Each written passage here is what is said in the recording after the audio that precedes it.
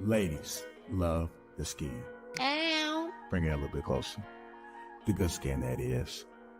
That's why having a proper skincare routine is very important, and you need to feel it to each. The process is so easy, just 4 steps. You got your daily face wash. That's gonna clean your face up nice and right. You got your exfoliator scrub. That's gonna open up your pores. You got your AM moisturizer with the SPM 20, which is gonna protect you from the sun. You also got your PM moisturizer, which is gonna make sure your skin is protected throughout the night. Teej has tons of reviews from dedicated customers across the world. I know I said a lot, but it's okay, because guess what? It comes with an instruction card to explain to you in detail what to do morning and night. And because Teej is sponsoring this video, they're offering you an amazing deal. Just click the first link in the description to get 30% off your first skincare system and a free gift. Plus, as a member, you'll also get 20% off for life. By the way, both gifts you're choosing from are a $20 value and a complete game changer. A silicone body scrubber or a nail and face grooming kit. Personally, I prefer the silicone body scrubber. I don't like using towels when I travel, so the body scrubber is an excellent way to open up the pores and get the body clean. So don't wait any longer. Click the first link in the description to start your skincare journey today.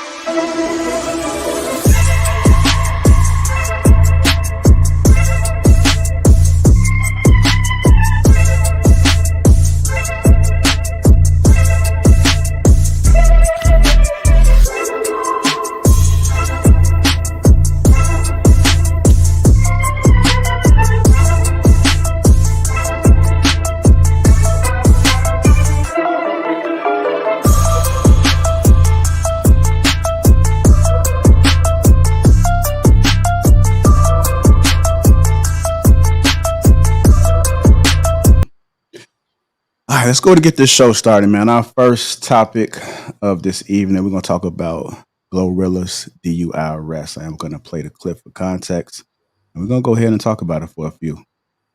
Hey, I'm Officer Glorilla, Swanee Police. So the reason I pulled you over today is because you made a U-turn at a red light. Okay. My GPS is taking me to walk past this light, and it took me there. And it took you over there? Yeah. Okay, so do me a favor so we can get out of this roadway. I'm going to need your driver's license. I'm going to go back to my car. I'll flash my lights at you. Whenever I do that, or whenever these cars pass us, I want you to turn into this turn lane over here, okay? Okay. And just stay right there for me. Were you drinking tonight? I'm not drunk. Okay, so I can smell it coming from my breath, okay? Alright, when you roll down the window, okay? Yeah. So, in a few minutes, I'm going to have another officer come over here, and we're going, if you're willing, I'm just going to ask you a few questions, okay? Okay. Alright, how many drinks did you have today? I'm cool. Cool? Yeah, I ain't drunk or nothing. For a 7 radio, certainly a good 7. How many drinks did you have, man? I'm okay. That's not my question. I'm okay, I'm telling you. 10 for it. Ma'am? I'm okay. Not only can I smell alcohol coming from your breath, but I can also smell marijuana coming from this car. Mm-hmm. Okay? So, in just a moment, I'll be searching this car. Is there anything that I'm going to find in this car? I have a gun registered to my name. A gun? Okay, Yeah. where's the gun at? It's okay, you don't have to reach for it. Where is Yeah, it? it's in the car. Where is it? In the car. Yes, ma'am. Where at? It's in Just my for back my seat. safety? Okay. Yeah, it's in my And back seat. where, is it like in a bag or? No, it's just in the back seat. Okay. All right. Any marijuana? Not nothing I can go to jail. That's not what I'm asking, ma'am. I just want to know. I mean, I'm going to find it either way. I It's can maybe smell it. like a 2 point something. Then Do I'm you gonna- know who I am? No, I don't. No, ma'am. Oh. You said an opening. An opening where? For No, what? it's called, the club is called Opening in Canada. I think I've heard of opium. But I like Never heard of me though. I'm sorry. don't know who I am. Okay, well, you're not out. I know last name Woods. From what I just saw, but that's all. It's all right. It's all right. But yeah, it's okay. I'll wait on you. Enlighten me on who you are. You seeing me? No, because you still gonna pick on me. It don't matter who I am. Pick on you? I'm not picking on you. You're driving and I can smell alcohol off your breath. But I'm not drunk. I can tell you that.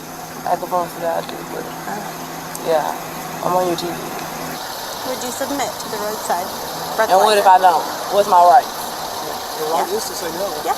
You have the right to refuse. Yeah. It's voluntary. Yeah. It's voluntary? Okay. Are you refusing? What would you like to do or you like to refuse? I would like to refuse.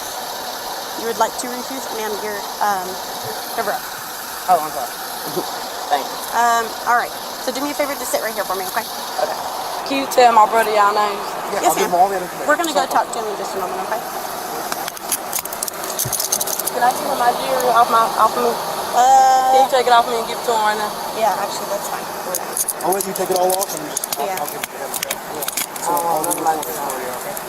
Now, if you want to put it directly in his hand, then you know, G saying G3 rings are here. I told you that you don't want to put it to the No, that's fine. Do you have any other necklaces or anything that you Yeah, I have just a necklace on me as well.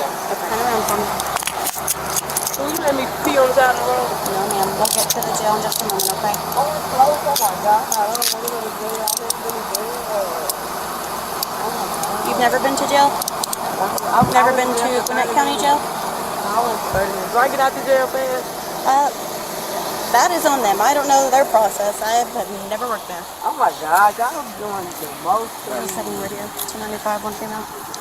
Alright, we're gonna get right back What the here. hell? Can you bring my phone? Right here. Yep. Hop in. Oh my God, I haven't been one of these in years. I'm about to call my lawyer. Okay. So I'm gonna reach over you and grab this seatbelt, okay?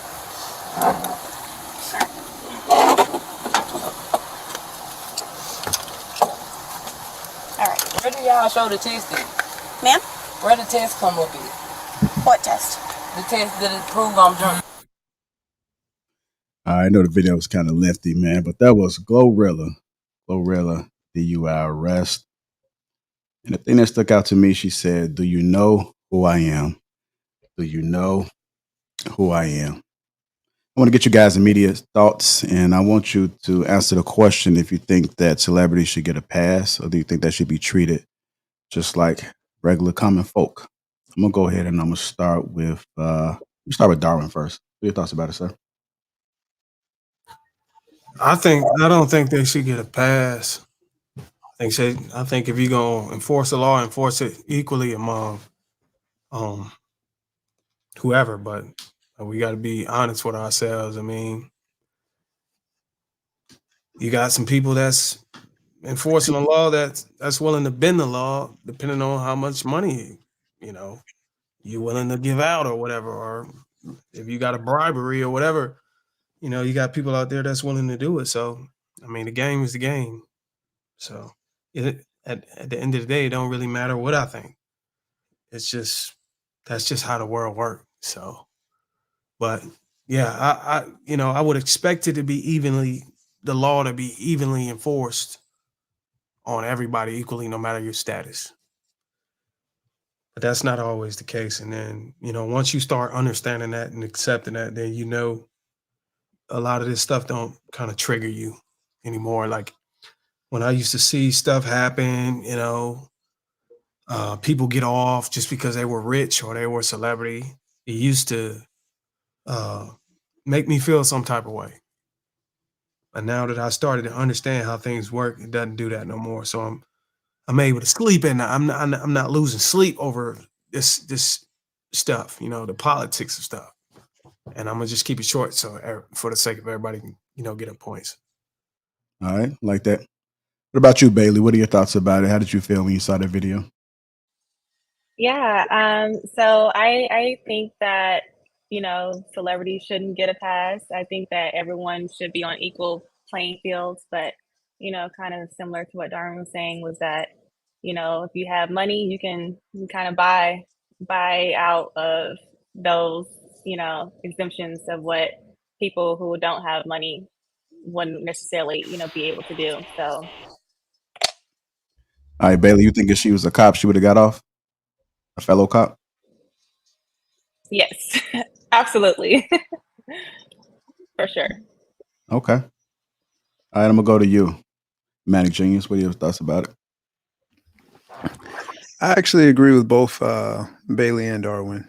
That celebrity shouldn't be given a pass just due to their celebrity status, because the law is the law. It's enforceable. It doesn't matter who you are. But to your point, Jr., a lot of times, there are exceptions. But I live by a code, or not a code, a principle. It's life is not fair. So I don't look for fairness and the way I'm treated versus how everybody else is. I can only control what happens to me. So but to, I think it was Bailey, I think to Bailey's point, I think Darwin touched on it a little bit too. When you reach a certain level of success and you have the resources, a lot of times you don't have to deal with the same things that somebody else would have to do if they don't have those resources. Case in point, if I was Glorilla, she definitely has enough money to, she's like, oh, I got to call my lawyer, so she knows she has lawyers.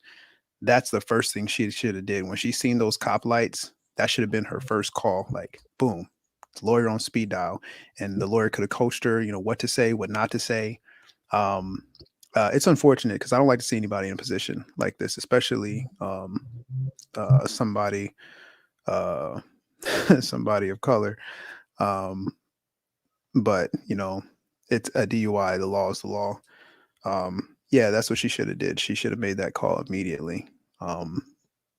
Just from personal experience, I was speeding very fast, and it was in the category of reckless, and the speed I was going, it could have sent me to jail. But as soon as I got pulled over, I text my lawyer, and it was worked out. So I didn't go to jail, and I didn't even have to show up to the, I guess, the like preliminary trial part. And it cost me, some money. But when you have the resources, there's a different level of treatment that you get. So isn't that like a contradiction? No, Because life is not fair. That's the principle I live by. Imagine somebody who's even aware that, hey, look, if you have an attorney, then chances of you being able to get a fair chance at if you go to trial is higher. Or even if you have if you have unlimited resources, the chances of you getting away with something that the average person wouldn't be able to give away would increase as well. Mm-hmm. So isn't that like a contradiction no matter what? You know what I'm saying? Because I'm not No, that I've been in this situation, it's not. It's not. I believe that celebrities should, be enforceable. The law should be enforceable equally, right? But I told you I also live by the principle of life is not fair. So when things unfairly happen to me, I accept it and embrace it, and do the best that I can to control my situation. So because I have the resources, I didn't have to face certain consequences. But that's not to say that it's good. It's just that this is why I work hard. This is why I strive to be greater and build more, because it just is protection. You did mention something about you hate to see her like a fellow black woman. If she was white, would you have been okay with it? No. I wouldn't have been okay with it regardless of the color, but I just think it hits a little bit harder, when you see your own. Why does it hit harder? Because, we live in a society where, things happen and, it's publicized on the news. And I think a lot of times we don't get that benefit of the doubt. So I just can relate to that. Okay. So if it was Angel, you would have been pissed. But if it was Caitlyn, you would have had a problem. Okay. No, I would have had a problem with it both ways, but it just hurts. It just hits a little harder. Okay. When it's my people. All right. Keziah, did I say that correctly? Yes, you did. Thank you. All right, I'm working on it. What were your thoughts about it? Do you really think she was drunk? Is that the question you're asking me? Yeah, I mean, you can still just chime in on everything else, but I'm just curious. Just say hypothetically, if you was a police officer and you approached her, would you Think that she was drunk? Absolutely. She can barely talk. She's talking about, I mean, and she's also like, I forget who mentioned it, but she has an attorney that she forgot to call. So she's doing all types of things that you can tell that she's under the influence of something. And I mean, obviously can't tell how drunk she is, but yeah. My first take on the video though, are how many constitutional violations were made by that police officer taking advantage of someone who is drunk. That bothers me the most. So, but as far as her being a celebrity and that status is concerned, no, celebrities should not get a pass. They get enough passes in life in general. The law should apply equally to everyone, regardless of status or how much money you have. However, I do agree with the last point that if you are in a certain position, people leverage their positions all the time for their benefit, even if it's not on the level of getting out of a DUI. Like it could be something small, like on a much smaller level, not as serious, but people do it all the time, every single day. All right. Go ahead, Trav Smooth. What are your thoughts about it, sir? Yeah, so as much disdain as I have for Glorilla and the example that she sets for younger women and just how embarrassing she always is, I still hate to see that happen to her. But it is one of those things where she should not get a pass, because I've watched what happens when people get a pass. I've seen an episode where a guy was with his girl. They were let go, and later on, they flipped the car and were deleted.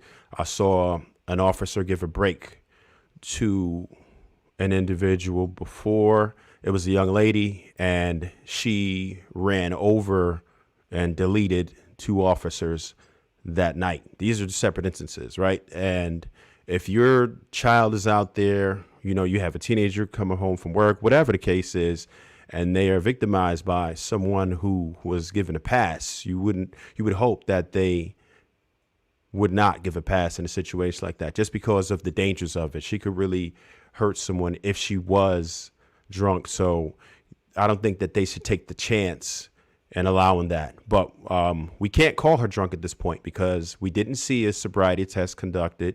I don't know if the video does. If it does, then great. But as far as what we saw, I didn't see that. I didn't see a breathalyzer. She refused the breathalyzer. So we don't know for sure that she was drunk. Likely, yes, but we can't say for sure that she was drunk. And she probably might beat the case because of her refusal. You will get arrested in most states if you refuse the test. But I've seen people get out of it afterward if they had enough lawyers behind them, or a really good lawyer behind them. So I'm not going to give any legal advice, but you should just pay attention to what the laws are in your state if you were ever pulled over, and what's the best thing that you should do in a situation like that. It's a very serious situation. So it is good that she was arrested, just because of the damage that she could inflict on others on a road like that. She obviously did a reckless move.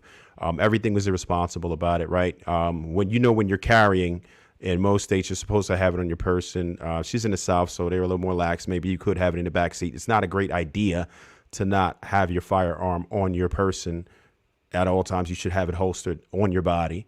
For one, you don't just keep it in the back seat. And then she could smell bud too. I don't know what the validity of that is, but judging by what we've witnessed from Glorilla, it is likely again.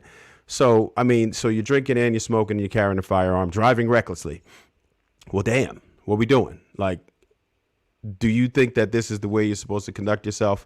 At that point, it sounds like she felt like she was invincible. And for her to really say, do you know how I am? Like, okay, now you're doing too much, right? She obviously felt like she was supposed to get a pass just because of who she was, but I don't think so. It's not. I don't care about fairness. I just care about people understanding the dangers of it. It's a very serious matter. You don't want to be out here hurting other people because you want to have a good time. And I noticed the word resources was used tonight.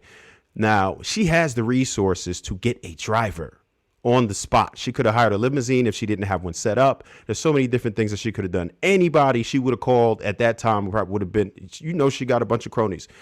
Anybody who would do anything for her, right? She has the resources for somebody to just say, listen, I'm a ride shotgun. Go ahead and take this.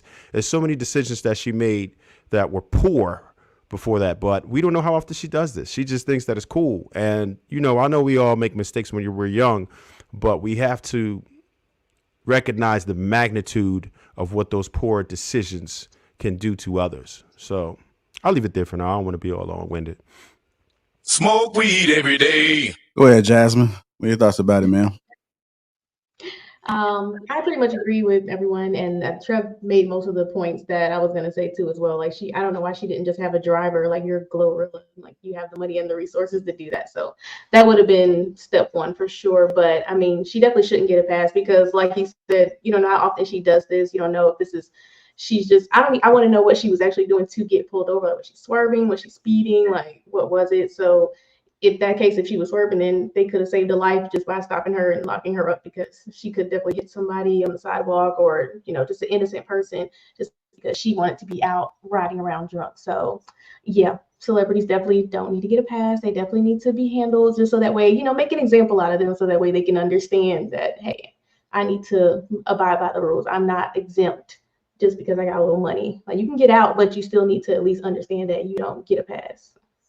I'm just add a little bit more context. There was some more clips, but I didn't want to keep playing them clips all day for you guys. But she got pulled over because she did a U-turn, and then her excuse was that her GPS misguided her. And then she was asked to step out of the car. She did have to try to walk the line, and she was just kind of stalling a little bit. So it was a short exchange of words when it came to her taking that test. She did refuse the breathalyzer. Her pants was unzipped, and she was saying because she had a gun inside of her. I guess she had it on her, and maybe she must have tossed it in the backseat. I don't know, but those are just a few things that you guys didn't see in the video that was going on. I'm gonna go ahead and I'm gonna go to Marcus White. What are your thoughts about it, sir? First off, I want to say I think it's cute and kind of weird how she be like, refused. I refuse to take that test. Refuse. I don't know how you That's together. Memphis. That's Memphis. Refuse. But I had a lot of negative experience with the police and a couple positive ones. That was a positive experience as far as I'm concerned. They ain't call out her name. They ain't trying to be overly aggressive. They ain't, you know what I'm saying? They was calm. They talked to her when they told her she had a gun in the back. Before they even know you got a gun, a lot of times, I'm a bigger black guy, so they draw down on me instantly. So for her to say she had a gun and they didn't draw down on her, it didn't get irritated in it. I think that's partially you know what I'm saying, the positive.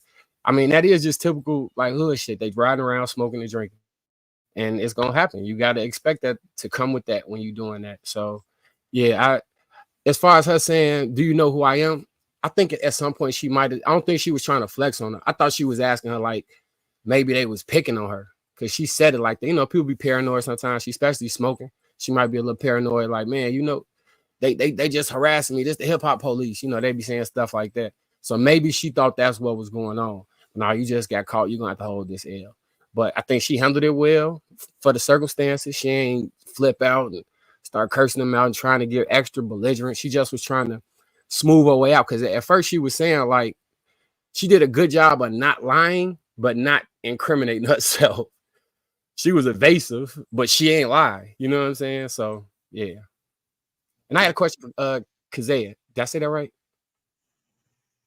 Keziah. When you said they violated her rights, which ones was you speaking of?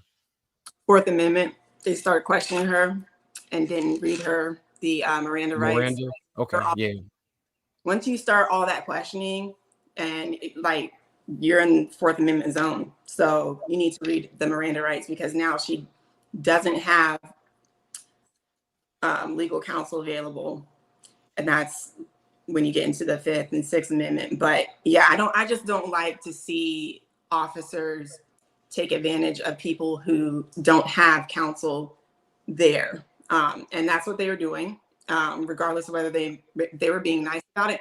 And for you to say that they were being nice about it and didn't go overboard, I mean, that's why earlier, the Manic Genius, did we go by your screen name or your actual name? Yeah, just call me Manic. Okay. So Manic earlier, he was saying it hits harder when it's a brown person or a black person, because we know what happens to us in those circumstances. That could have went way south. So I mean, even the fact that we're saying like we shouldn't have to ever say that, oh, I'm so relieved they didn't beat her to death for being drunk or high. Like, that's insane that we even have to say that. But yeah, so my thing is like, I just hate to see police take advantage of people not knowing laws or not knowing their rights. And that, I mean, on that circumstance, that's something that she could have got that thrown out with. And just to add on to that too, it's a lot of times that the officers don't even know some of the rights. So, they don't. Yeah. So if you do know your rights and you do right by it, then I think you have a stronger case. I mean, to me, I think she did incriminate herself a little bit. I don't think it was certain questions that she had the necessary answer. And I feel like, they try to put you in it. Like, they clearly know something's up. And once they began questioning her, she got a little paranoid. And a lot of times, once people get into situations, all that training, they just go out the window. So anything that you've been instructed to do, once it's a whole different ball game once you get in the ring. Facts. Now, let me go to Sham on that. What are your thoughts about it, man? Like, I know you like a Glorilla fan. So right, hit a little home. I don't even know who Gorilla is. Glorilla. She seems like a nice person. Oh, really? So I was confused that when she said, "Do you know who I am?" I don't know if she thought that maybe she was picking on her because she was, however you pronounce her name. But so that was a little confusing if she was trying to get, special treatment, or if she was confused at whether or not she was being picked on because of it. I don't think that there was anything, besides the rights. Okay. I don't think there was anything unprofessional about the way the cop handled the situation. I mean, how else do you want them to handle the situation? If she was drunk, she knows it's against the law to drink and drive. We learned that since we were kids. It's the law. He's like, oops, I got caught. So I got to deal with the law, right? We all make that mistake. Well, if you do that. But, damn, I got caught. You feel me? But you can't get mad at the cop because you did wrong and you got caught. She was wrong. I love how you just tried to say we all make that mistake. We do all make bad mistakes. And you be thinking, God, like, Jesus, you got me through it. Thank you for not letting the cop pull me over. Thank you for letting me make it home. That cop, if a person is drunk, not only can he save other people's lives, he can save your life, right? So when you do wrong, don't get mad if there's a consequence to you doing wrong. And that's for me too. That's for everybody. I don't care who you are.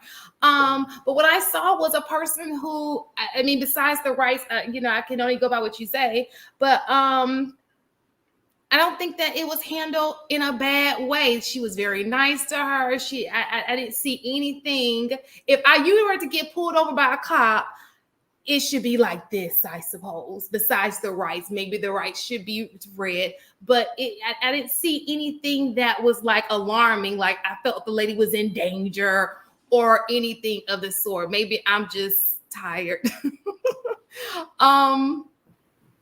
Yeah.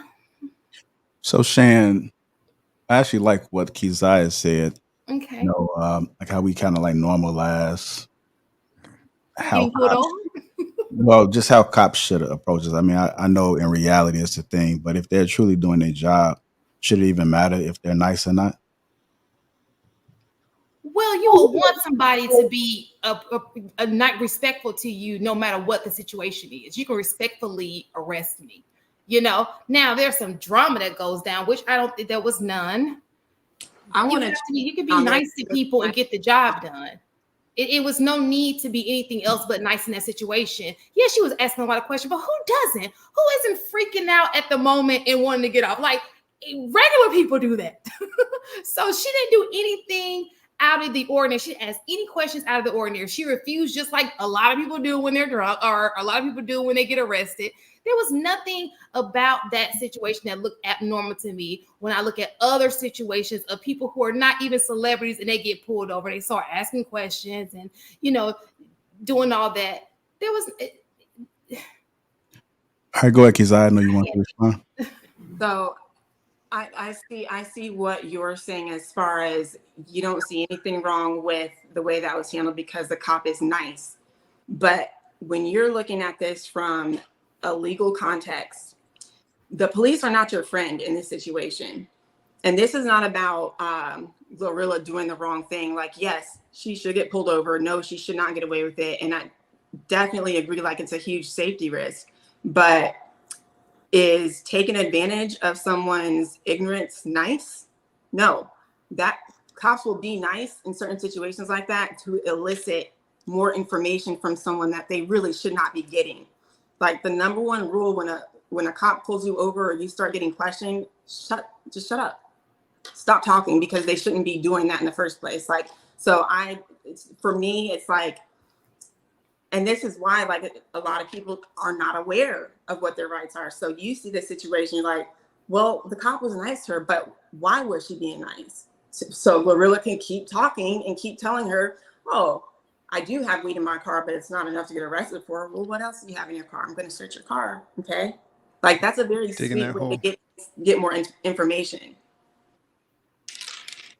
So even if it's, but I understand she's doing her job. That's what they do, right? It's not anything. What I'm saying is nothing abnormal. Yes, she should have read her rights. People need to know their rights, right? But the cop didn't do anything wrong. That's what cops do. You see cops interrogate people all the time to see what's going on. That's just what they do. I mean, just because they do it doesn't make it right.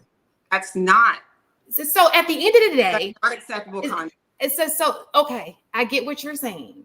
But at the end of the day, you cannot when you're drinking and driving, you may get arrested, right? Mm-hmm. So nothing else happened to her besides the fact that she just got arrested for drinking and driving. We agree. Yeah. Or did something else happen that I did not see? No, that's all. Okay. And we do know that if you drink and you drive, other people can be affected by your decision to drink and drive. Correct. So the cop did what she was supposed to do.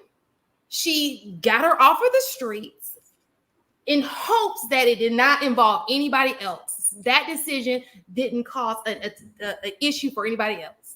I think Keziah was referring to the mannerism in which, she was able to get Glorilla to, continue to respond and kind of dig that hole. So I mentioned that she should have called, legal advice. And is it Shauna? Do you go by Shantae? Shan Monet. Shan Monet. Okay. Shan Monet. Do you work in the legal field? No, but I'm a teacher. Okay. And I teach people to do what's right and what's wrong. I'd like to teach people the right way. And I believe in consequences. Yeah. So I do agree that, so if you're saying there's a legal form that I won't disagree with that because I don't know. But what I'm saying is what I saw was a person who was drinking and driving who got arrested for drinking and driving. Yeah, we all agree to that. Keziah, what do you work in the legal field? Yes.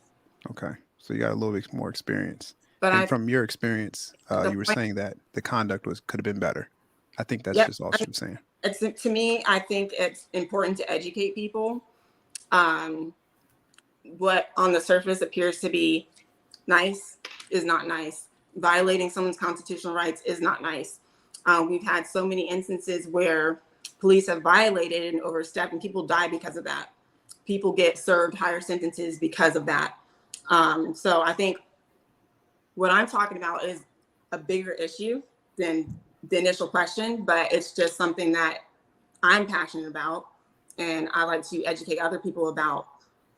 I am not condoning what Glorilla did at all. She should have got arrested. But what I'm saying is that and you could have reached the same result without violating her constitutional rights. And you know, that's fine when it's happening to someone else. It's like, well, that's what she deserves. She was doing the wrong thing. It's right and wrong.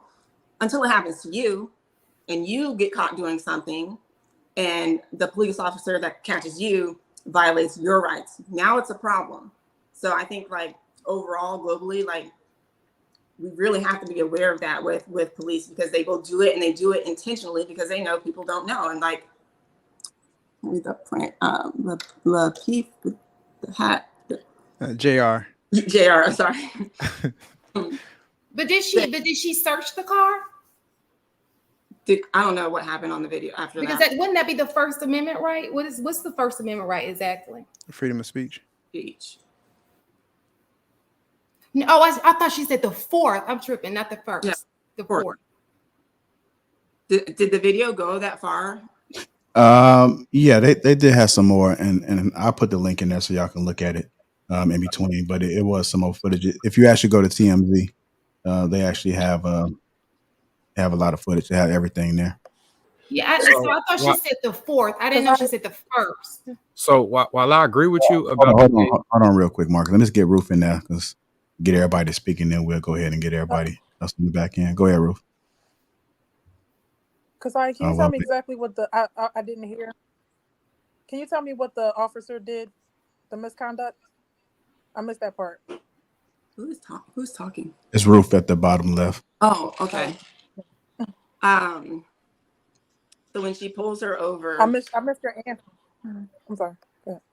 When she pulls her over, a police officer can make their own like real-time observations. Like you can smell liquor, this and that. You can say, I'm going to have your car searched. But once you say that, a reasonable person would believe that, okay, I can't leave because my car is about to get searched. Once that happens, technically you are now in custody. Once you're in custody, the officer has to read you your Miranda rights. And part of those rights are letting you know that you don't have to talk to them. And Glorilla being under the state that she's in, that's not, we can see from the video, that's not readily available information in her mind. She has an attorney that she can call, like Manik was saying, like she could have had other people that like, but in the moment, she's not in her right mind to even think to do anything. So she's at the mercy of whatever this police officer tells her.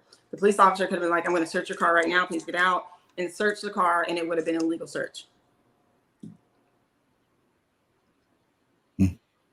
Okay. Go ahead, Ruth. Did you want to continue to answer the question? I think that's really I think we got a delay. Oh, okay.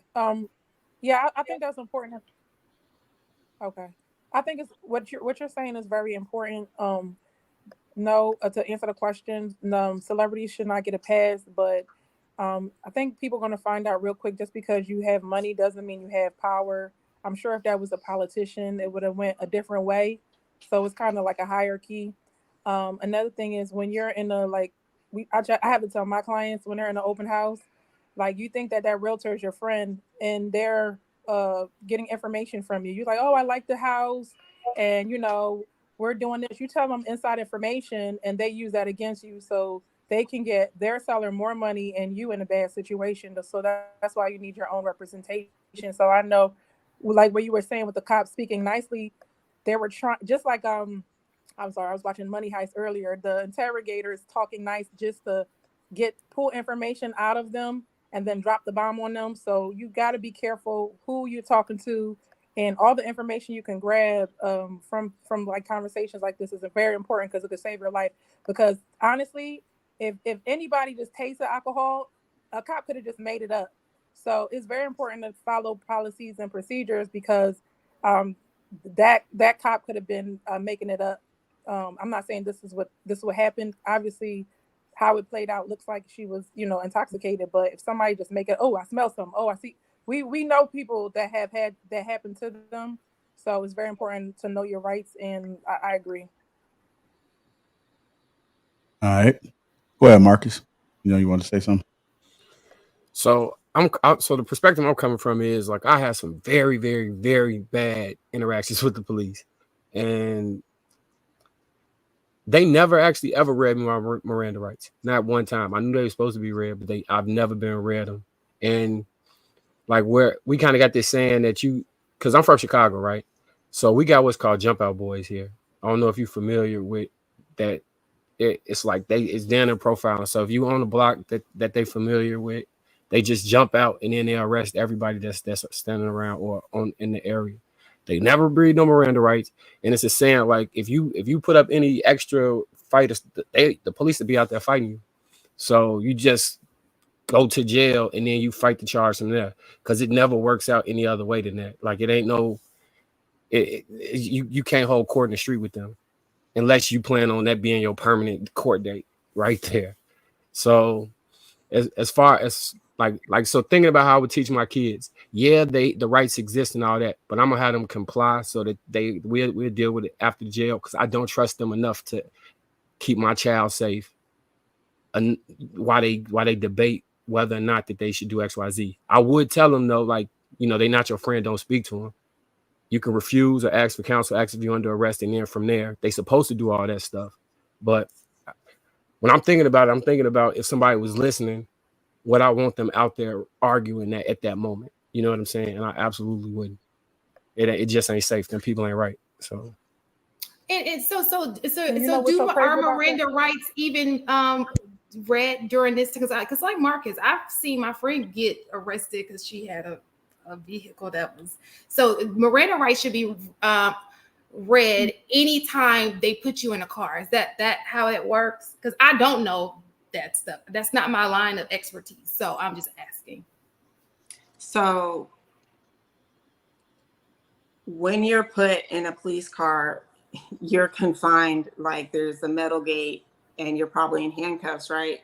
So if that happens to you, ask yourself, like everyone asks himself with this scenario, am I free to go? No, you're not. You're confined. As soon as you're confined, they have you in custody, whether they say it or not. And a lot of them, they won't say that you're under arrest. They take advantage of the adrenaline in the moment and the fear of the person that's being questioned, right? So they make you feel like they actually have the power to do this when they don't. So someone putting you in the back of a police car, putting handcuffs on you, not reading you your Miranda rights is a huge mistake. That's a huge violation. But sometimes, well, a lot of times it can work out in your favor because when you go get an attorney, the attorney's going to have whatever the charges are thrown out because they have to do that. They have to let you know that you have the right to shut up. You have the right not to say anything. You have the right to call an attorney. Like, you don't have to just do whatever they say because they say to do it because they have a badge. What's so crazy Look, is when you're in front of a judge can he makes sure or she makes sure that everything is going appropriately. You can't talk to a judge a certain kind of way. There's a whole system that is in place. But when you're on the street, it's just you and a cop, and then you're pretty much unrepresented. That's the scary part.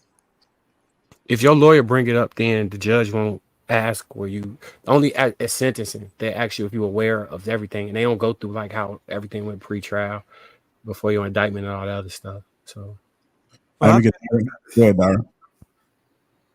I think people just take a risk of expecting the law to be enforced according to SOP, perform the right way. And it may be a matter of, and I don't think it's a matter of trust in the law because we have so many examples of it being done wrong so many times. And if you want to make the argument about,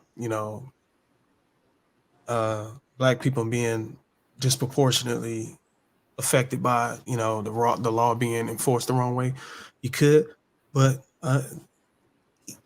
given all of that, given all this knowledge, given all social media and all this stuff constantly being pushed on how the law is incompetent in a lot of scenarios, I think it's a matter of carelessness, look, you going out here drinking and driving. You want to put your life and your safety in the hands of the officer being able to perform his job correctly. I think I only been in this world for 37 years, and I can tell you right now, I'm not convinced, or I don't feel comfortable trusting the law to be able to do it. Given that I know there's some good police officers out there, but I don't trust them enough to be able to go out here and drink and drive and expect them to be able to render the law according to SOP. And it is similar to a premarital agreement. I don't trust the judges to be able to make the best decision for me and my spouse in the event of a divorce. So I would get a premarital agreement anytime I get married so that we can make the decisions for the best interest of ourselves. And when you don't do that, then I think you could say that you're not aware that you have the power to be able to make those decisions, but leaving it up to the law, leaving it up to people wearing a badge, no disrespect to people who wear the badge, or if y'all got family members who wear the badge. I haven't lived long enough to be able to see that they are competent enough for me to leave my life up to their decisions or the ability to perform their duty with integrity according to the law. So I think it's a matter of carelessness. Hold on, Shan. Let me just check with Bailey. Bailey, you want to chime in? Anything you want to say? Yeah, I would just say that, I didn't realize that the officers didn't, read her rights. That is very important. That's something, because I was under the impression, right, of Shannon Monet, that the officer was nice or seemed nice, right, from the tone and, not making a big deal with the dramatics when it came to being the overly aggressive or, having the situation turn sideways really quickly just from, the refusal of, doing the test or the comments of admitting that she did have weed in the car, but it wasn't, enough to go to jail, right? All these different things just from the officer's reaction. To me, on the outside looking in with someone who doesn't have, that legal background, it seemed or appeared that everything was normal.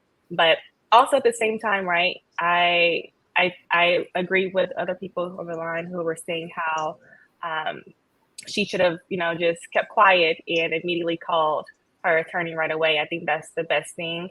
Of course, you should comply with the officers, but if you don't want to, that's something that everyone should know and be aware of. All right.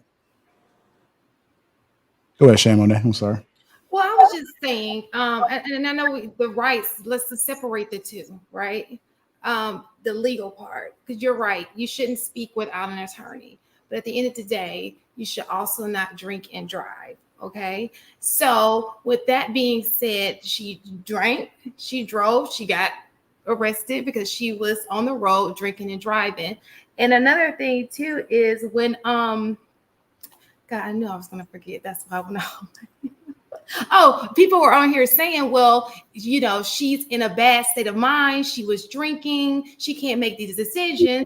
That's the same state of mind she was driving in, which means she should be arrested, because if she can't think about what she should do to this officer, speaking to this officer, let's use that same thought process. And she can't think on why she's driving. She's not all the way here to be driving safely on the road. So we can't say one for one and not the other for the other. So all I'm saying is, aside from the legality of it, and thank you for putting that, letting us all know that from now on we do need to, because I do know we need to emphasize, please keep your mouth closed, get you an attorney, especially if they arrest you. You also don't need to be drinking and driving. And I'm talking to myself too, because sometimes, may have, I'm not a drinker like that, but I'm gonna get a little tipsy. You never. You may have drank, but you've never touched a wheel. What did you do? Huh? I'm just saying for the record. That was a glass. That wasn't, because I've never smoked. Call your lawyer before you. We don't smoke here. You need to plead the fifth and not drink the fifth. That's what you need to do. Yes, do not drink and drive. That's the lesson. Drive. That's the lesson. Not even a sip. I think everybody on this panel. I think it's safe to say everybody on this panel has I mean, you all ain't made gotta a admit it, mistake, but and the if good you Lord has got us home safely.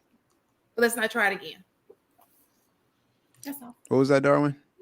No, I was gonna say I think everybody on this panel, and you ain't gotta admit it. If you have decided to get behind the wheel after drinking, I think innately, at some point in your instinct, you've thought about getting pulled over. Like, damn, man, I could get pulled over for drinking and drive, but you still continue to peel out and take it on to the house. Let the record state, Manic Genius has never drinking and driving. Who you haven't? Who said that? Yeah, Manic. Not even a sip. Not even a beer.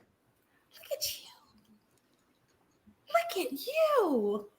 Keep it that way. All right. If you guys just tuning in, welcome to Lapeef. Let's talk. Make sure we hit that like button and also make sure you subscribe to the channel. What's going on, chat? How you guys doing? Welcome if you are just tuning in. Good to see you guys. Got a few super chats came through. Dub Will, member for 26 months, says she got bail money and good lawyer. She'll be all right. Dark Knight says, in regards to the earlier topic, you only need to read the Miranda before interrogation. You most certainly can be arrested and charged without your rights being read. I think you said that, right? I think you said that you can be charged and arrested, but then you got to fight on the back end to be thrown out. It's a matter of being in custody. So you can literally ask an officer, am I free to go? If they say no, you're in custody. You don't have to be in the back of a police car. You don't have to be at a police station. As soon as you're in custody, you're not free to go. Stop talking. Okay. Lastly, I ain't going nowhere. $5 says, Keziah is a liberal. Liberals are detrimental to black people. Cops have to use instance to keep streets safe. Remove cops from society. Then what? Who said anything about removing cops? Did I say that? No. Nah. He's projecting right now. All right, welcome. Hit that like button. Also, make sure you subscribe to the channel. Let's go ahead and get into our next topic, which is gap between Caitlin Clark's WNBA salary and her male counterparts draws outrage. I do want to bring up these few picks that I have, and then we'll open it up for discussion. This right here says Clark will pocket $338,056 over 4 years under her contract with Indiana Fever. In contrast, last year's number one NBA draft pick secured a $55 million 4-year contract. Just for a little bit more context, Angel Reese, her starting salary in the WNBA is around $73,000. Angel signed a 4-year, $324,383 contract with the Chicago Sky. She earned $73,439 her first year, which increases each season until she hits $93,636 in her fourth year, assuming the Sky used her in the fourth year option. We also had President Joe Biden speaks on the WNBA. He says, women in sports continue to push new boundaries and inspire us all. But right now, we're seeing that even if you're the best, women are not paid their fair share. It's time that we give our daughters the same opportunities as our sons and ensure women are paid what they deserve. We also have Russell Wilson says these ladies deserve so much more. Praying for the day. Praying for the day. Let's go ahead and open this up. Talk about this WNBA salary. I'm going to go ahead and start with, I want to go first. I'm going to start with a woman. I want to go first. Go ahead, Jasmine. Okay. I was looking at it earlier and I was thinking that I think it's just a matter of supply and demand, just because when I was told that, there's way more NBA games, like there's like 80 NBA games versus there only being like 40 WNBA games. And there's like, I don't know, I think he said maybe 15 WNBA teams versus there being like 30 to 40, NBA teams. I'm not a sports person, but one of my friends is a really big sports person. And they're just like, it's just way more opportunity for them to be marketed in the NBA. They have way more sponsorships. They get way more endorsements. Like, it's just they got whole games 2K. Like I don't think I've seen a WNBA 2K. Like I don't think I have. But if there is one, I'm sorry. But there's just way more opportunity to make those marketing dollars. So it's just like, they're only going to get paid what it is. So people say, oh, it's like a regular job salary. But if you look at it, it kind of is like a regular job. Like if we clock in every day and some of these people make $70,000 to $80,000, like a low end doctor or nurse or something like that, like making about 70,000 to 80,000, but they're saving lives and they're doing about the same job. And they go out here, they go to training camp and they go play. So they're getting paid to do that job that they signed up for. Like these NBA players are doing a little bit more just because it's like they're like superheroes to the kids and stuff like that. Like they're looking up to them. They're marketing. They're on that, on ad campaigns everywhere. So it's like it is a disparity. I mean, yes, you can see that there's a whole large gap, but you got to look at the overall picture of it, of why there is a gap, and I guess kind of make that make sense. But we already know they're not going to get paid as much, but definitely could have get paid a little bit more than that. Like, come on, like 100,000 at least. I mean, that would have been nice. Like 76,000 is kind of on the low end, especially when they're saying now with inflation that you can only live comfortably with like 90,000 as a single person. So, at least give her 100,000. I don't know. I do also want to mention too that they do have sponsors, usually the top ones. They have sponsors and even sponsorship opportunities before they even enter the WNBA. So, like, does that make a difference, Jasmine, or is it still not enough? Yeah, I mean, that sponsorship definitely makes a difference. So if Caitlin Clark, like if she's like Angel Reese, she's a pretty controversial player. And so I know she's probably going to get a bunch of sponsorships and all that endorsements just because people follow her. Like she has Twitter followers, she has the youth already and stuff. So a person like that is definitely going to already get, money on the back end from just her salary, but all the other endorsements and gigs she's going to get from there. So she's just going to have to play the game outside of the game to really get that extra money that she needs. But that's what everyone's doing. Like NBA players are doing that too. Like everyone has to do that extra step to get the coin they really want to get. All right, let me go ahead and go to Ruth. What are your thoughts about these NBA salaries? I'm glad I quit. I used to play basketball. What? Yeah, I mean, they got to dunk a little more, be more exciting. I don't follow. I can play, but I can watch, and I couldn't play that great, so don't be impressed. But they did confuse me for Dawn Staley or something one time, but whatever. Anyway, I didn't impersonate her. I just think that it's the same thing that Jasmine said, that supply and demand, and give something enough time to let it naturally grow. The money will continue to grow. I'm sure when they first started, it probably was lower, but it's just what it is. I can't add anything else to it. Okay. Let me go ahead and get. Go ahead, the Mag Genius. I think both of the women wrapped it up pretty well. I definitely believe in economics, supply and demand. But Caitlin Clark specifically, she has a Nike deal, and we don't know all the specifics, but I've been reading some estimates, and it's estimated that she's going to get, 20 million or 200 million? 20. I think it's 20. Yeah, 20 million. Yeah. So she's getting, she inked a 20 million Nike deal. So that she's good, but that's because she's a super talented player and like a one of a kind athlete to where, the college women's tournament, reached record numbers. Like she's the leading scorer of all time college basketball, both women and men. So she's a very unique individual. She's worked so hard that, she's part of the reason why this conversation is so, trendy. So when you work that hard, you do get paid for it. And Caitlin Clark is, her 300,000 or 338,000 that she's going to make in 4 years is nothing compared to her endorsement deals that she's going to lock in. So she's straight. As far as the rest of them, I agree with what the women said. You got to dunk more. It's got to be more entertaining. And honestly, it just has to have more support, because you can't pay somebody what you don't make. And there's more games, ticket sales are higher, jersey sales are higher for men's. And it's not just that these men are superheroes.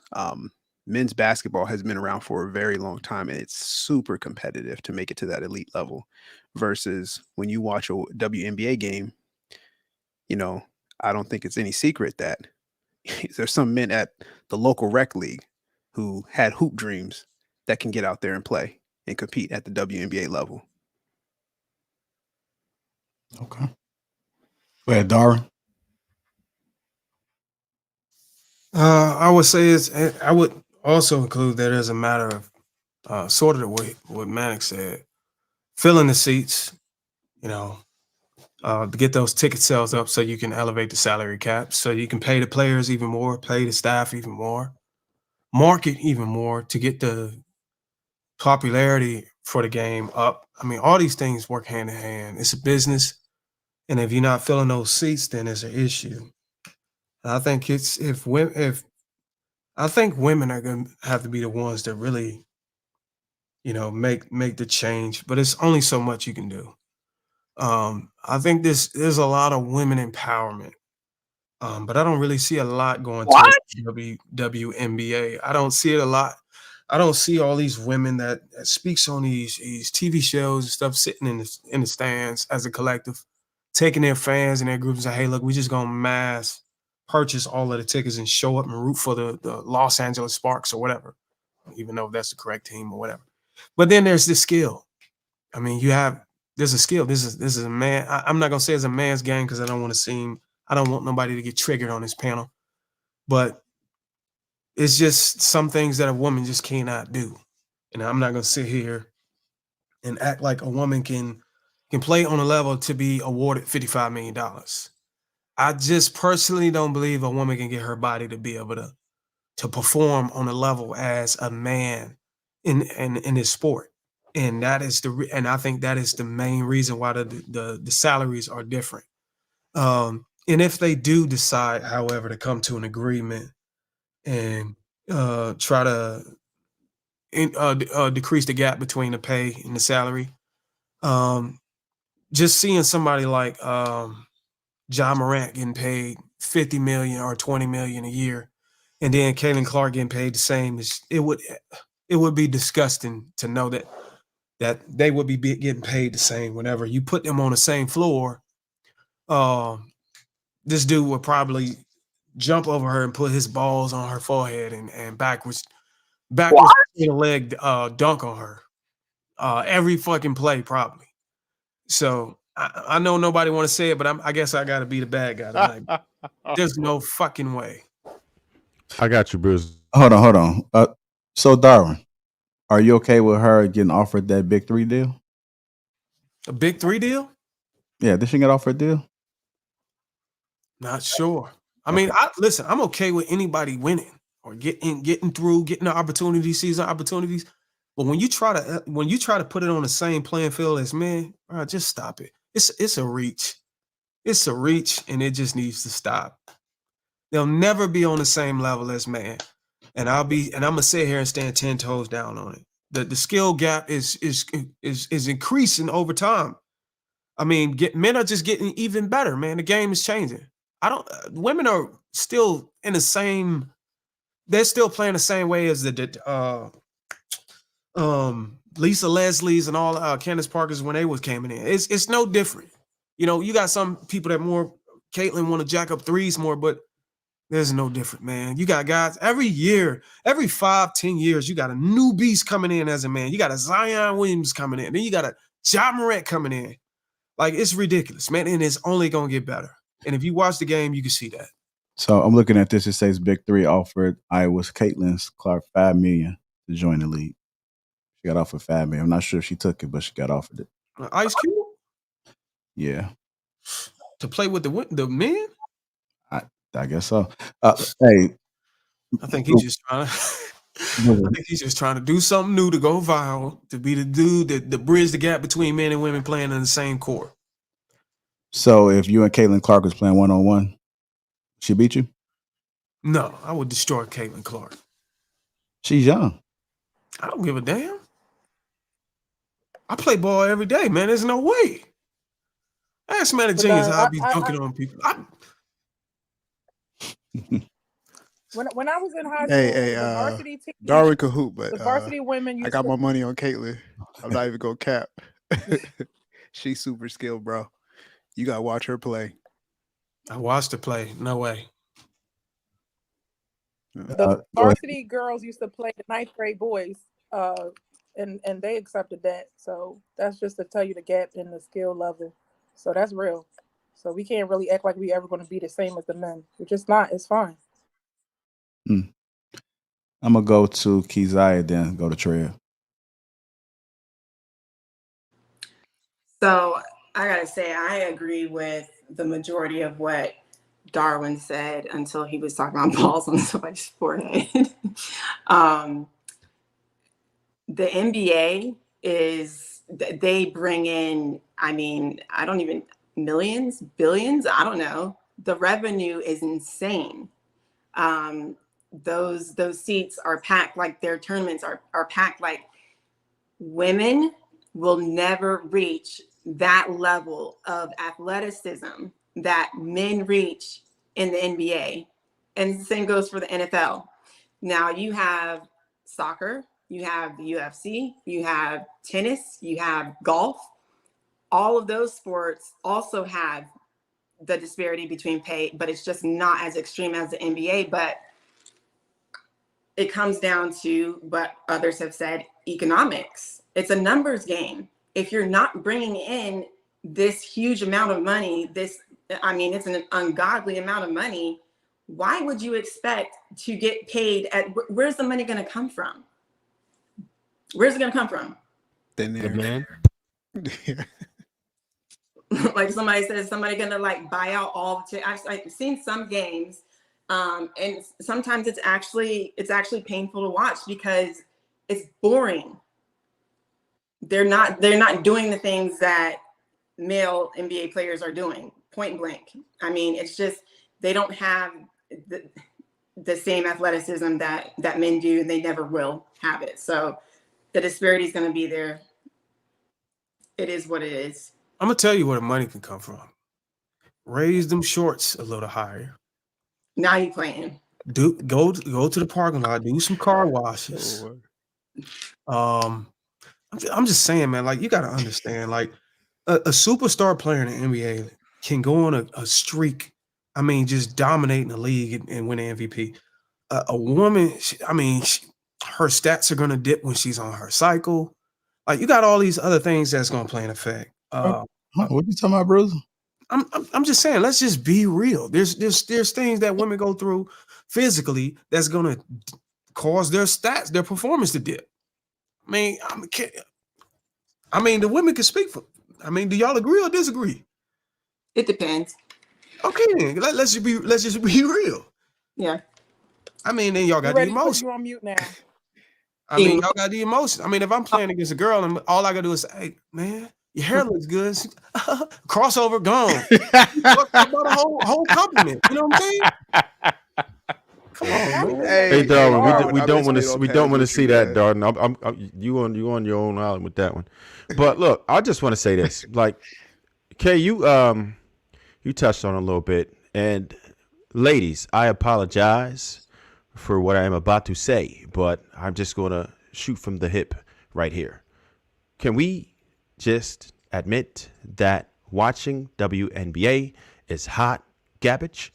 And if you disagree, ladies, I want to see y'all fill up them seats.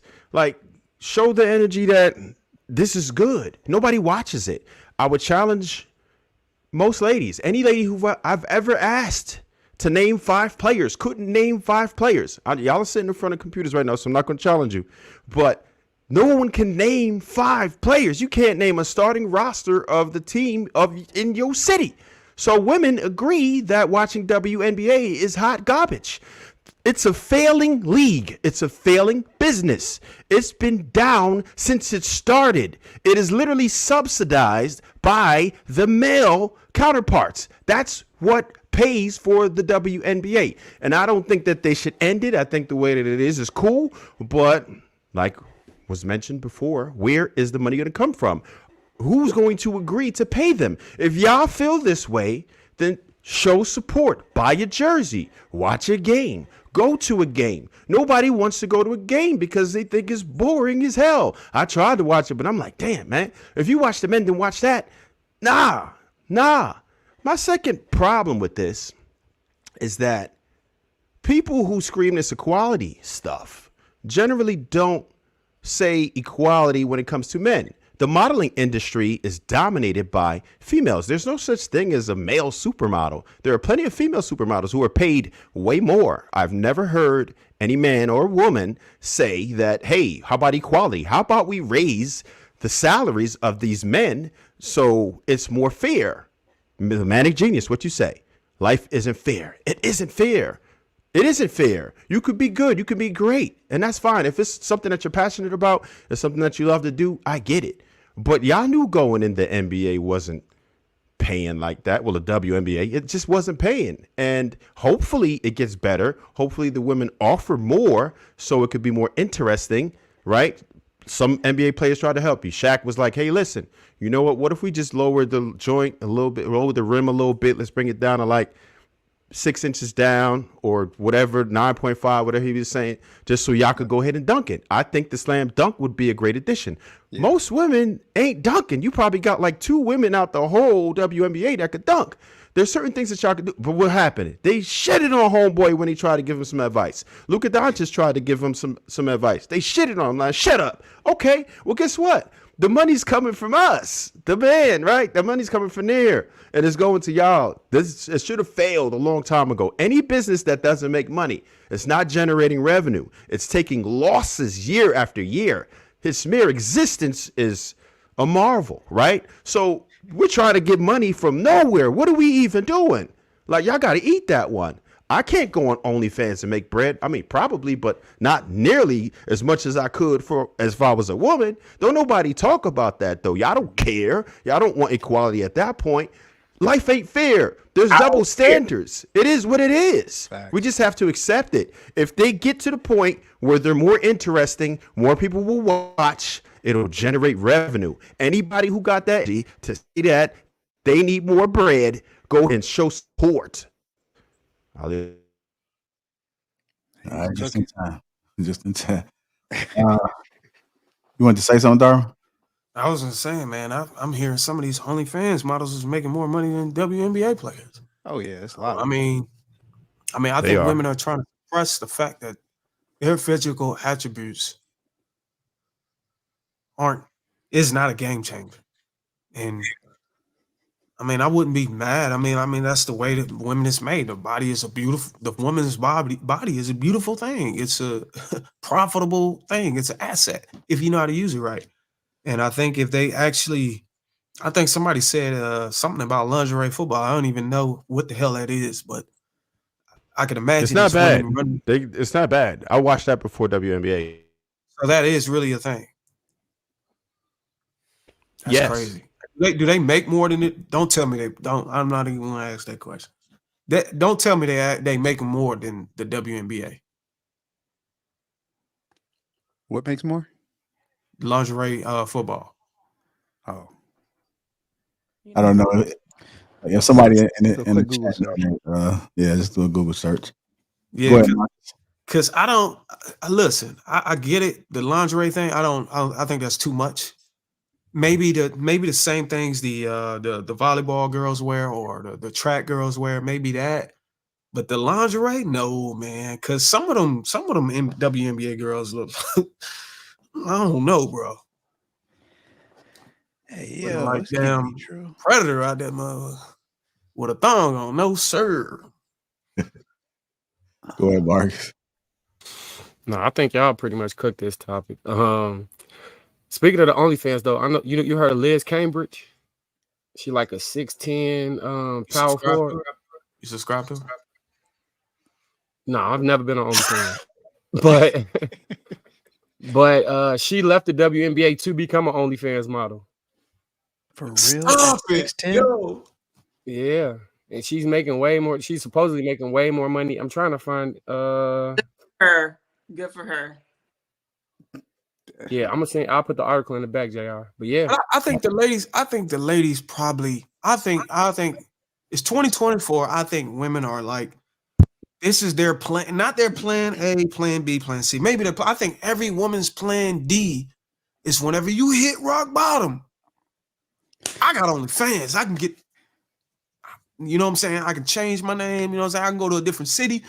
I got OnlyFans. I can get my way out. I think every woman has that in their back pocket. Darn, Man, it's a mute button. So like use it sometimes because this is crazy. Oh, I'm just saying. I mean, if you disagree, you disagree. I'm just saying. I personally think that all women, we agree if with you you, any but kind of, if you're a woman who's any kind of decent, if you're a woman who's any kind of decent looking, you always got it in your back pocket, and that's something men don't have. Shout out to Trav. We don't have that. Everybody wouldn't use it. You use every, so you called me. I got called into this conversation. No, every woman would not use that option. Just because we have it and you don't be mad. It's okay. We can't dunk. We even. Signed off. If they lowered the rim, I would watch the WNBA. I've seen this league for like 45-year-old dudes that's just completely out of it, hooping on an 8.5-foot rim. They be dunking on people crazy. I would definitely watch that. That short rim league. Yeah. That joint be tough. Talking about with the trampolines and all that. You jump. Nah, just as a regular. They just lower the hoop. You got dudes in their 30s, overweight, just jab stepping, going to basket, dunking on each other. It's crazy. You're like he just got finished doing a plumbing job and ate a big ass submarine, stomach poking out here, taking off on people. Give me that. Like it's crazy, Joe. Yeah, that's right. Just I know JR asked a question. I think Darwin brought it up, but the lingerie football women, they make anywhere from $12,000 to $30,000 per season, so they make less than WNBA. What about sponsors? Try to make me do research. They probably would do better getting the OnlyFans sponsorship with the lingerie football league. They got a lingerie basketball league too. That was so trash. I seen one clip What? where the Bro, how do y'all know? How do one y'all chick, know? she took a step because she had a BBL that was too big, and she just tore her ACL, MCL because it snapped all type of ways. I'm gonna have to check y'all Instagram Explore page because y'all be knowing a lot, bro. Oh yeah, there's also a cruise line coming, an all new cruise line. How do you know this? Like, how do y'all? Is that a sport? I've been married Darwin? long, I bro. already I've got been my married tickets. No, I'm just playing. Is there anybody that haven't spoken on this topic yet? Shan, did you speak? Maybe she might be out. I think Bailey has something to say. I haven't spoken. Okay, go ahead, Bailey. I'm sorry. Yeah, no. So it's a lot of different opinions, on this topic, but I will say that there are some good points, right? That who's bringing in, the crowds, right? If you look at the NBA, there's more people in the stands, there's more people in the audience. You can name more basketball players. I know me speaking, I can name more male, basketball players than I can women. And if I had to choose, if I'm going to go to a men's basketball game versus a women's basketball game, I'm most likely going to go to, the Lakers game, versus I would the WNBA. But that doesn't mean that they shouldn't, be paid more, right? I think there is still, right? Life isn't fair. People are going to not get paid equal, but that's just sometimes how it is. Like other sports, right? Tennis, we have Venus and Serena's, right? Like they're getting paid a lot of money. You have track athletes who are getting paid a lot of money. So just different sports, you're going to see different ranges of prices. I think over time it should get better, that they should get paid more. But at the end of the day, women, if we want them to get paid more, we should also be supporting them. We should be buying those jerseys. We should be, promoting them, really amping it up, right? And the women should also be looking more to get those sponsorships outside of what their pay is going to be in the WNBA. We know they're not going to get paid a lot, so let's just go ahead and look at sponsorships and how we can maximize as much as we can for, to make up that lack of what you're not going to get paid. I got a question for you, Bailey, before you go ahead. You said Okay. if you were to go to choose to go to a game, If I could choose, you would go to an NBA game over the WNBA game, right? yes. On a scale from 1 to 10, I know you probably like the game itself. You enjoy seeing basketball, the game of basketball. That's a sport. what percentage on a scale from 1 to 10 would be the reason why you were going to the game is because you think the athletes that play the game look handsome or attractive?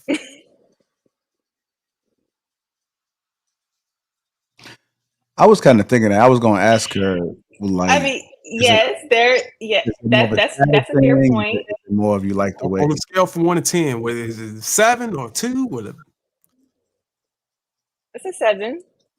exactly. So if we were, so you made my point. So you would go to see the NBA players mostly on the majority, and the main reason why you would go is because the guys are attractive, and you like seeing attractive men, handsome men play the game of basketball. And I think that's the thing that the WNBA lack on the men. When men looking at the WNBA, we don't see the attraction side. Maybe because they're covered so But much. well, that's basketball, right? Because if I'm looking at track, right, I'm there for supporting the women. I want to see them run, Exactly. And men can attest. If men, you're going to go see the track and field female 50, 100 meter dash. What are you going to go see? Them run 100 meters, or you want to see them ass jiggle? Okay, what about the tennis? Who are you there for, men or women? Whoa, pause. Women. I don't give a damn. I don't even know no male tennis players. Okay, what about golf? Okay, so golf. I like to see. I don't even watch golf. Just skip that. But I'm just saying, as you can see, men watch women's sports for attraction. Women watch men's sports for attraction. Men watch men's sports for performance, and women watch women's sports for performance. So should they wear tennis skirts in basketball? The females? Yeah. Do you think the tickets will go up if they had some skimpy short skirts on? I mean, the tennis shorts. I mean, that's all. I mean, y'all was like I think they would double their salaries. Double? I don't think it would be that extreme. You know, maybe you get like some extra perverts. I don't think double. It's exponential, man. I think it's a double. I still want to see them make money. I still want to see the girls make money, but we just understand the whole reason why they don't. We want to see them succeed. It's not that we don't want to, but I think some women watch sports and some women don't. So the ones that watch sports should be the ones that's supporting. And like you said, women empowerment, go empower them and go support their game. But if I'm a woman that doesn't watch sports, then it's not my problem. Sorry. So if you're a woman who got a nice body and you blow a damn layup to tie the game up, but you have some skimpy skirt on, I'm not even tripping about the layup. You're not there for the game. Hold on, let me go to get Shannon now. Go ahead, Shannon. So I don't watch the WNBA. I rarely watch the NBA. So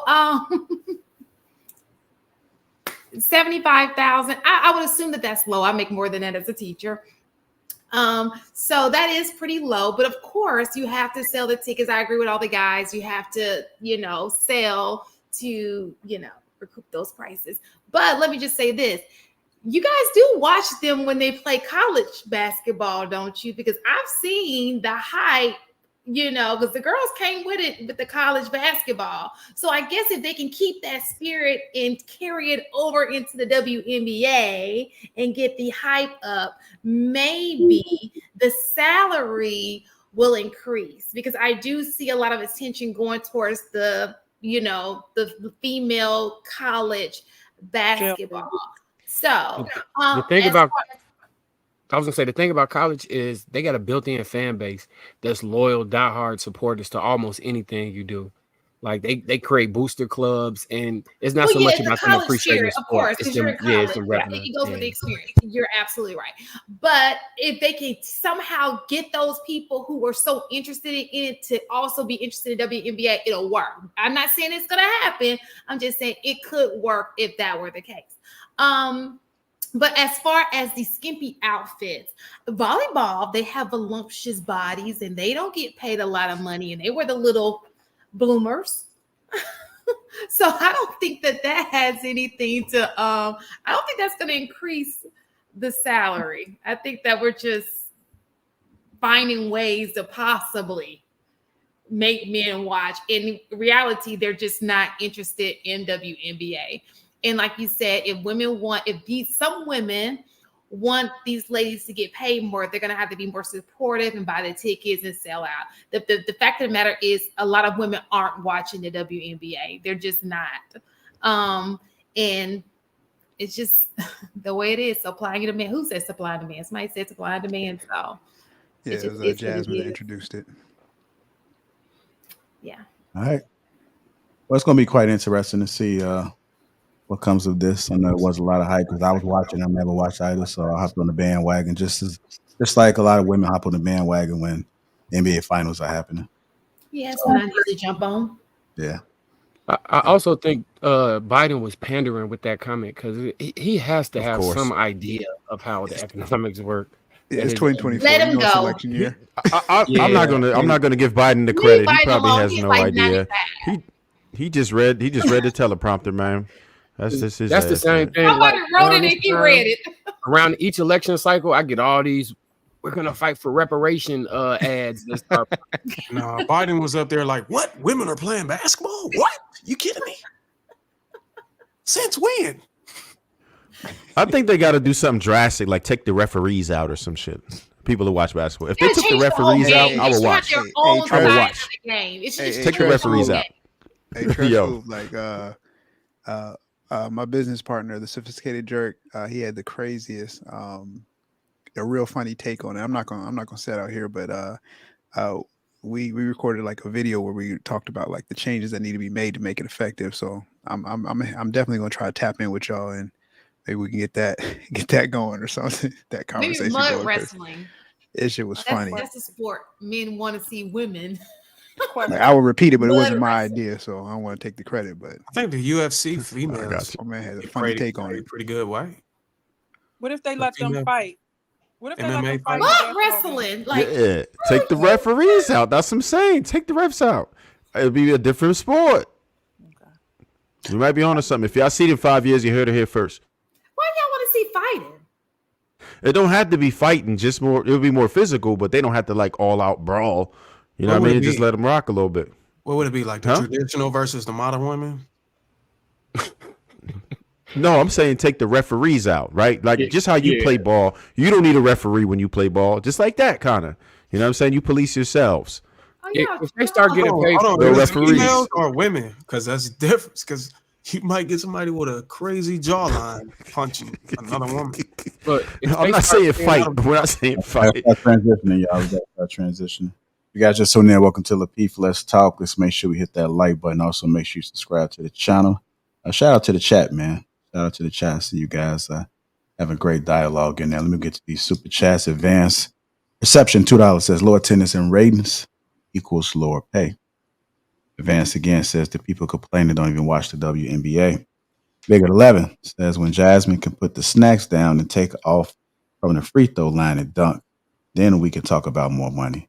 When Shan can post markers in the paint, then we can talk about more money. I don't know what that is. It's just, yeah. It'd be a wild time. I don't know if that's subliminal. Get a basic $2 says, can we start a GoFund for Ruth's internet service? But elephant, member for 26 months, WNBA yearly revenue equals 200 million. NBA yearly revenue is 10 billion. So the NBA makes 50 times the money. Race Anderson says there's too many lesbian studs in the WNBA. Men don't want to watch their crap in order for the ratings to go up and get better. Hey, better looking women. I ain't going nowhere. Says ladies watch the WNBA like you watch Love and Hip Hop. That's where Housewives and Bachelorette viewership would increase. Lower the rims, shorten the shorts. AP Accountability Partner $5 says WNBA is the welfare program of the NBA. What business last 20 plus years operating at a yearly net negative. Femi $5 says would the panel feel the same way about pay gap and In sport, as the same logic as pay gap in movies/music between men and women. Billy the Goat, Gruff, $2 says, doesn't help that 90% of the WNBA are carpet munchers. Reyes 199 says, men are the number one consumers. We don't want to watch studs. Reyes 499 says, they got a Buns and Basketball Women's League. They put that on TV. I guarantee that will get higher ratings, especially amongst black men. And lastly, $5, I ain't going nowhere. Name another company, been in business over 25 years, but never made a profit. WNBA is trash. Why is this conversation in 2024? Best bet is OnlyFans. 10 billion a year is not that. Is it really 10 billion a year? Because that's not that bad. If you compare it to other businesses. Is it 10 billion? This might just say 10 billion. They make 10 billion a year. Off of tickets. A story. That's not bad. It's in comparison to the NBA is bad, but no, the it's WNBA makes 200 million. The So NBA what I'm makes saying- 10 billion. Oh, So okay, what I'm- okay, that makes the more what sense. They're operating at a loss. That's not excluding after you remove the expenses and all those things. Yeah. Operating costs and what have So you. what I was saying was, so could you say that again, Marcus, so I can better understand what you're saying? Because I was The 10 billion number was the amount the NBA makes. The 200 million number was the amount the WNBA makes. But they're also operating at a negative net loss every okay. year. Gotcha. All right. One more came through. A story to tell. $5 says, what's going on, Jay? The game will gain a following. Female athletes coming up now have personality in college. We will continue to follow them into the WNBA. They got to have some personality. I don't know, even 200 million though, because when I think the reason why I say that is, I know we skip. Never mind. Let's not even. Yeah, go we're back. going to get on the back end because we'll be talking about this all day. I can tell you're real passionate about it, Shay Monet. So, No, I just know 200 million. If you look at a regular business, like even a restaurant, the best restaurant doesn't bring that in, but they pay their people. They have managers. They pay more than that. Yeah, So you got to think I'm about the staff, all the players that are on each roster, the staff, the everything that runs it. So that 200 million gets stretched real yeah, thin. it's some people getting paid more than that ain't on the team. Yeah, facts. all right, I'm going to go ahead and get into this next. Hit that like button. Also, make sure you subscribe to the channel. Y'all make sure y'all go ahead and get that Teej and also get that King on top of Sure for Man. The link is in the description. Shout out to the chat, man. Good to see you guys in attendance. And for people that's not in the chat, y'all may be working on the road. Salute to you as well. Let's go ahead and get it cracking, though. Our next topic, we're going to talk about Eboni K. Williams.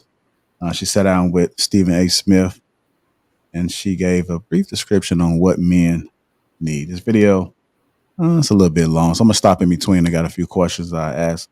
I'll just stop in between halfway, and then we'll catch the other one on the back end. Here we go.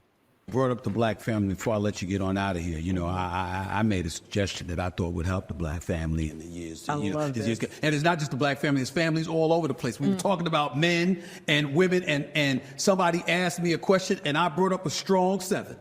And I said, if you're a man out there and you want to be happy, you want a strong 7. The 10, no, she's a 10, it's too much drama. Okay, the 9 thinks she's a 10. That's too much drama. The 8 already knows that she's probably a 9, so even though it's not as much drama, it's still going to cause you some issues. But the 7, the strong 7, knows that she's beautiful enough, she's smart enough, she brings enough to the table, but in the same breath, her ego is not out of control to the point where it will force your ego to infiltrate the proceedings and nothing gets accomplished. I want to stop it right there. Here's some more of the video, but he mentioned something about ego. I want to ask a few people a couple questions. Are beautiful women egos sometimes out of control? And if so, why is that? Anybody can come forward? Who's had experience with them? Any of y'all? Maybe the men should go. No, I'll chime in on that. Go ahead. I think some of them, their ego can be out of control.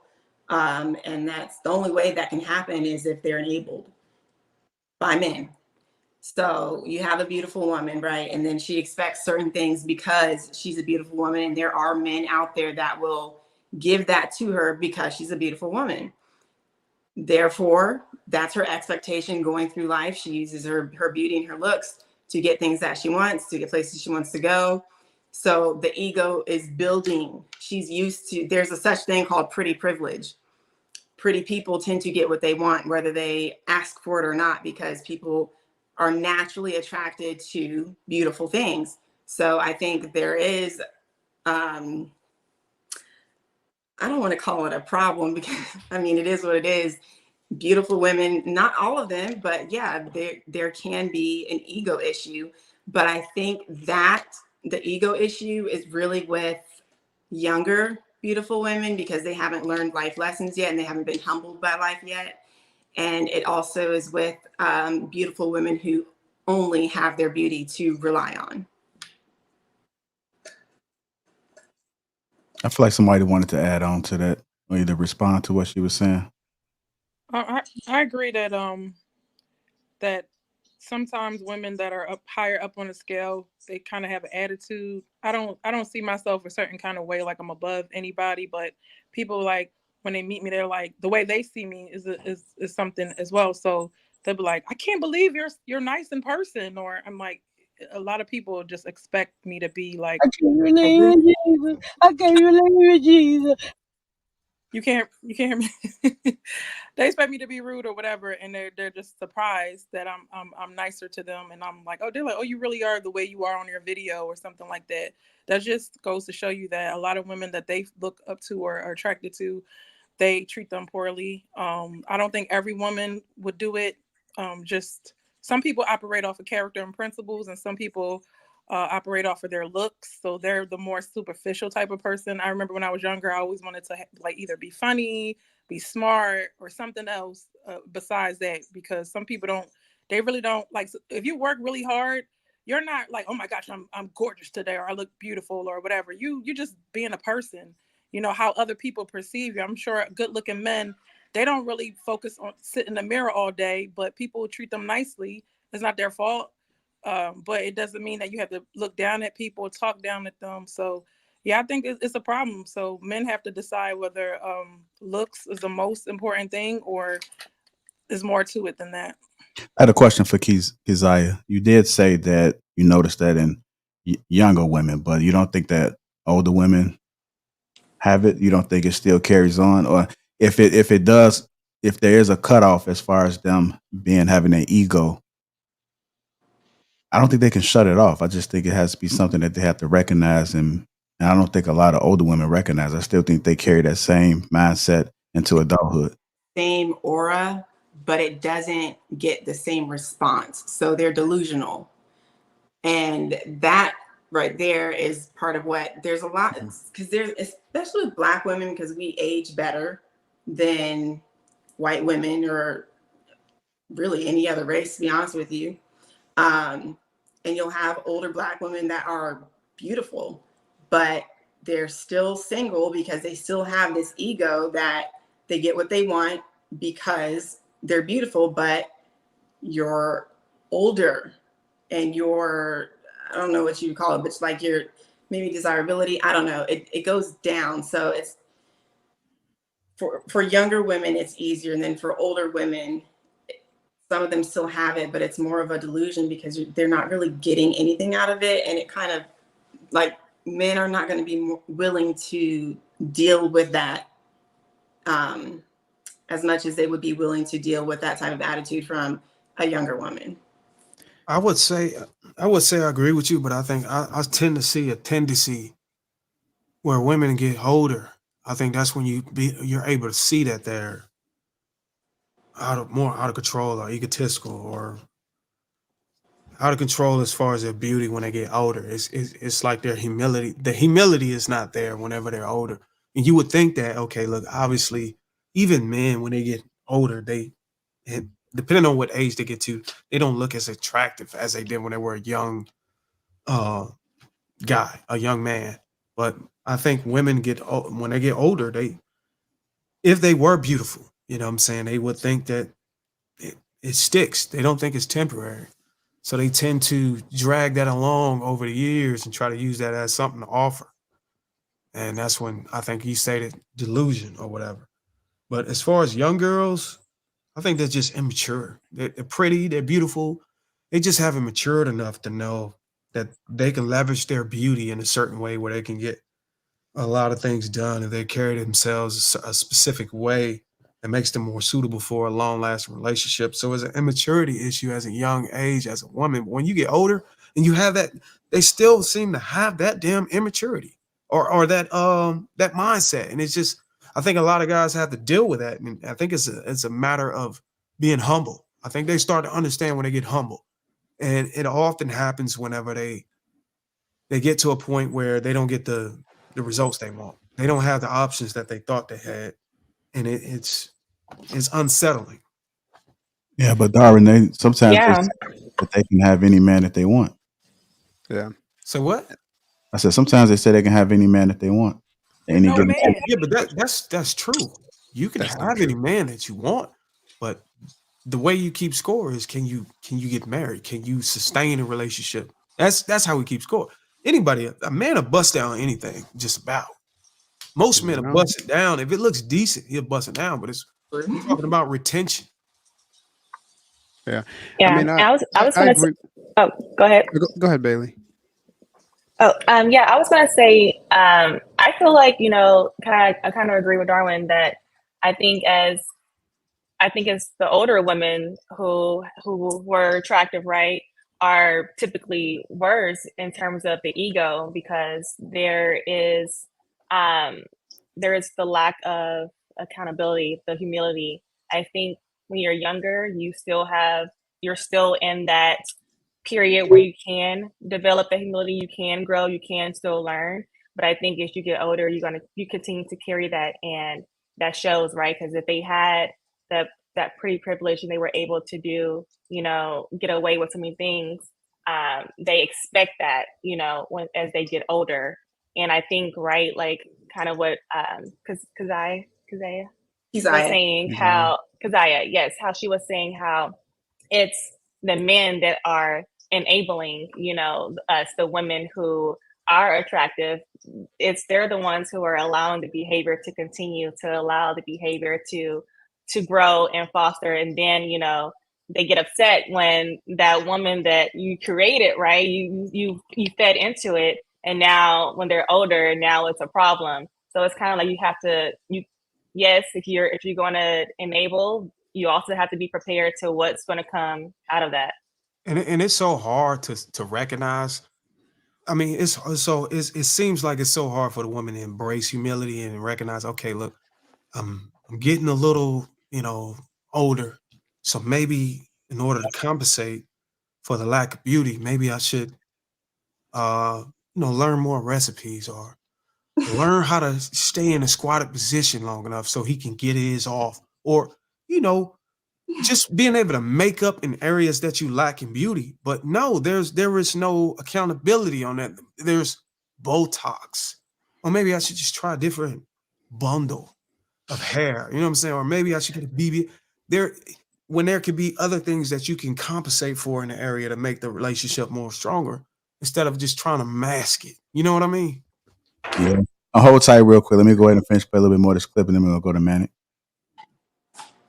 That was my argument for a strong 7.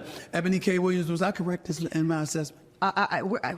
I vehemently agree with the strong 7 argument. You vehemently what? I vehemently agree. Agree. That the strong 7 is best positioned. I'll go further. She's best positioned, Stephen A., to partner with the I don't want to say average. People get mad when I say average or mediocre. They get real mad. There you go.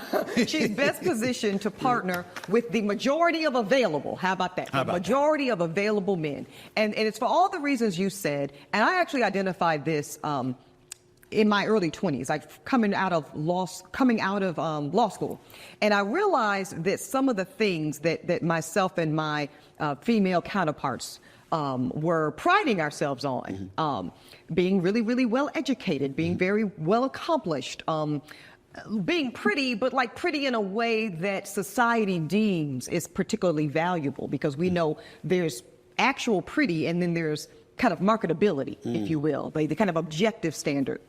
And those things really just did not translate on the dating marketplace. And imagine how perplexed some of us were. But I said to my girlfriends long ago, I said, y'all, all of this 9s and 10s, we might be in that space, even 8s. It's not going to serve us the competitive advantage when it relates to our sisters, who I'm even going to say 6 and 7s. Why? Because you got to really look at what the market, and we're talking about, and this is through a hetero lens, of course, this is what men want. What do men really want, Stephen A? I'm going to say some things and I want you to confirm or deny. Sure. I'll do that for you. I'll do that for you. I really invite that. I'm ready. We're going to get into what she says when it comes to men one, but she said the strong 7 is more likely to partner with a man. Strong 7 is more likely to partner. Go ahead, Manning. Feel free to respond to that and go ahead and get your take on what was said thus far. Yeah, I like what everybody said. We touched on delusion, we touched on accountability, we touched on just the changes as you mature and grow. I think if you take outside of your perspective and just look at, from the lens of a 10, she's going around getting all this attention, so she's used to attention. So her vetting process is going to be completely different. She's going to be, nope, if you do one little misstep, you're out of here, boom, boom, boom, because I have guys, dropping cash apps for me just to say hello to me, like, just for me to entertain them. So it's just like, because I mentioned it, like, men enable this type of behavior. If we didn't enable this type of behavior, they wouldn't act like this. But the only pushback that I kind of give is that, not all men are equal in their value to a relationship and to society.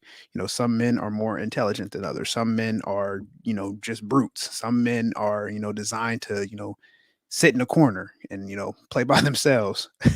Some men are just undesirable. So when I think that even women, when they get a lot of attention, they have poor discernment. These 10s who are not getting into healthy relationships. So some women literally look at relationships as, or they've normalized resource extraction as, the vetting of a relationship. So what can this guy do for my life? What can this guy provide for me? And when you're a 10 and you're vetting all these guys, it's an easy way out to just say, you know what? I'm going to start my vetting process on who can give me the most, who can give me the most attention, who can give me the most time, who can give me the most money, who can give me the most, sex, if that's, what they're after. So I think that those 10s operate in that manner. So they are delusional amongst us, but from their lens, they're just living reality that there's so many thirsty dudes out here giving them compliments, giving them money, showering them with, everything, that's how they normalize what attention looks like. So, for the average guy or a guy who's actually interested in them for like a long-term relationship, she's going to vet and knock him out the box. Like, oh no, he's not even like sending me good morning texts. Like, he's out of here. So, I mean, when they say that the 9s operate a little bit differently because the 9s know that they're 10s, and the 8s know that they're 9s and 10s above them. And so the 7s are like, oh, there's prettier women than me, but I'm not just looking for just all the attention. So I think with age, there's certain realities, because even young men, we don't start off with money or like a lot of inherent value. We have time and attention we can give to women. And that's what we give as young men. We give women time and attention. So women normalize that as the foundation of a relationship, time and attention. And as you grow older and men become a little bit more successful, it takes a lot of vision and separating, and your time and your attention, your time and your money is valuable. Time, money, or time is money, and women desire both. So I think as you age, and especially when you become successful, you don't have that type of time to just give to women. So you have multiple approaches. If you're super successful, you just want to, trick off on women, then yeah, you're going to trick off on the 10s. You're going to trick off on what you can get. But if you're trying to develop a real relationship to where you value them and they value you, then, that's going to be a different process. And I agree with Stephen A, women who are, in that 7-8 range, are, they're going to be more receptive because they have their perspective on life is not that I'm the baddest. They have a perspective of like, I'm not the baddest, but I'm still attractive. So I don't know if anybody else wanted to go yet, but I was gonna say that attention is most definitely an X factor in this situation. I mean, if you take the 6, Absolutely. I'm looking at laughing at Ruth. I mean, yeah, what is Ruth doing over there? Like, you got your mute on, you shaking your head. Somebody gave a They compliment. talking trash in the chat. Nah, somebody gave a compliment, man. She. Okay. I'm just saying in the chat. Damn, Manic is right. I agree with Manic. Oh shit. That's a perfect example. What Lapeef just said, giving Ruth a compliment. And I mean, you could take a 6, and all it takes is one photo to be posted on Instagram, and depending on the engagement and the likes and the comments, it'll make her feel like she a 10. So this scale is kind of fragile, in today's society. But I will say the intention is so strong. So like, even if you are a 10, because I don't want to be disingenuous to the women saying that, oh, a woman, just because she's beautiful, she's harder to deal with. It's not that she's hard to deal with. It's the attention that she has to overcome. Because if you look at it as you're a good player, a decent player playing on a basketball team, but everybody around you is mediocre, and you happen to average 40 points a game, you could opt out to go play with some better competitions and better guys, but you would only get 5 minutes because all of the rest of the guys are on the same level as you. So you would end up probably averaging 7 points a game. You would opt to stay with that team because regardless of winning, you getting all of the attention, you getting all the accolades, and you average 40 points a game. You'd rather just stay there because the reward for your performance is so much better. So I think women overcoming the attention and then positioning themselves in the proximity of the man that's going to cater to and appreciate the hard work she put in and keeping herself up, keeping herself beautiful. It's a challenge, because all that attention is like, oh, I like this, I can play with these guys' heads. Shit, how much time I got? You know what I mean? But I do think it's a matter of leverage. I do think it's a matter of leverage from the guy, because they said that the 7 is likely to choose a partner. I think it's the guy. I think it's the guy's leverage. I mean, if you that guy, if you hitting on all strides and you got your shit together, you can get a 10 to be ready to partner. You can do it. It's all about the man. It's all about your leverage, and that's why I try to tell men, level yourself up. You know what I'm saying? Because if you go in there trying to seek either a partner and get in a relationship, and you ain't done the work, you may not get the results you want. But if you maximize all of your chances, you may be able to get the best options. Bruiser, I think that 9s and 10s don't do the work. Like you said, men do the work, but they don't do the work on the inside to make them compete with that 7 that is doing the work on the inside. So it's kind of difficult. When you do get the 9 or 10, she might be a headache because she's not doing the work and she's not developing her character and her personality. So. All right. Let me play a little bit more of this clip. I think men want to be affirmed. I think men want energy that is agreeable. I think men want, generally speaking. Generally speaking, yes. This is all general. Generally speaking, I think men want women who are available. And what I mean by that is their schedules, their literal schedules. When I pull out my phone and you pull out yours, it's not 3 weeks. Oh, we're not taking it. This ain't Boomerang with Eddie Murphy. You're not putting us on the waiting list and we wait. Oh, we don't need you. We don't need you. Oh, it ain't happening. It ain't happening. No, you're absolutely right. So some of these are the things that men are most desirous of, and no, you can't be so unattractive that you get kicked out the bed. Let's be clear. But as long as you said it, pretty enough, attractive enough, those other things are going to supersede in terms of what the man wants. Now I will say this is sorry. I'm just going to give myself 8 and above. I'm gonna just do that. You should. I'm gonna just do that. I co-sign that. Okay. I co-sign that. Okay. I believe that I'll speak for myself. I am acutely aware, Stephen A., of the adjustments that I would need to make in order to be more desirable on the dating market. Well, may I ask what are those adjustments? Oh, well, I'm just asking. You brought it up. I did. You did say it would be some of the things we mentioned, right? Like I would need to make more time. You know, I can imagine what your schedule looks like. Right. Mine might not look. It doesn't look identical, but it's probably not far off at this point. I tape a show on the West Coast. Last time I saw you, where were we? Yeah, in the air. flying back we from were LA. Literally in Flying the back air. from LA. We were That's right. 30,000 feet in the air. That's right. So there's a bi-coastal lifestyle issue that I think would need some attention if I was to really get serious about trying to partner right now. I want to stop it right there. It's only a little bit more left, and I'll play it in a few. But I just got to stop it for YouTube reasons. I did have a question to pose. Should successful women be concerned about what men want, or do the men need to step up and be more understanding and adjust? Successful women should definitely care about what men want. That's the whole problem, that women really don't think about what men want all the time. We have to train ourselves to think about what he wants, because society wants us to think about ourselves. How you feel about it, Jasmine?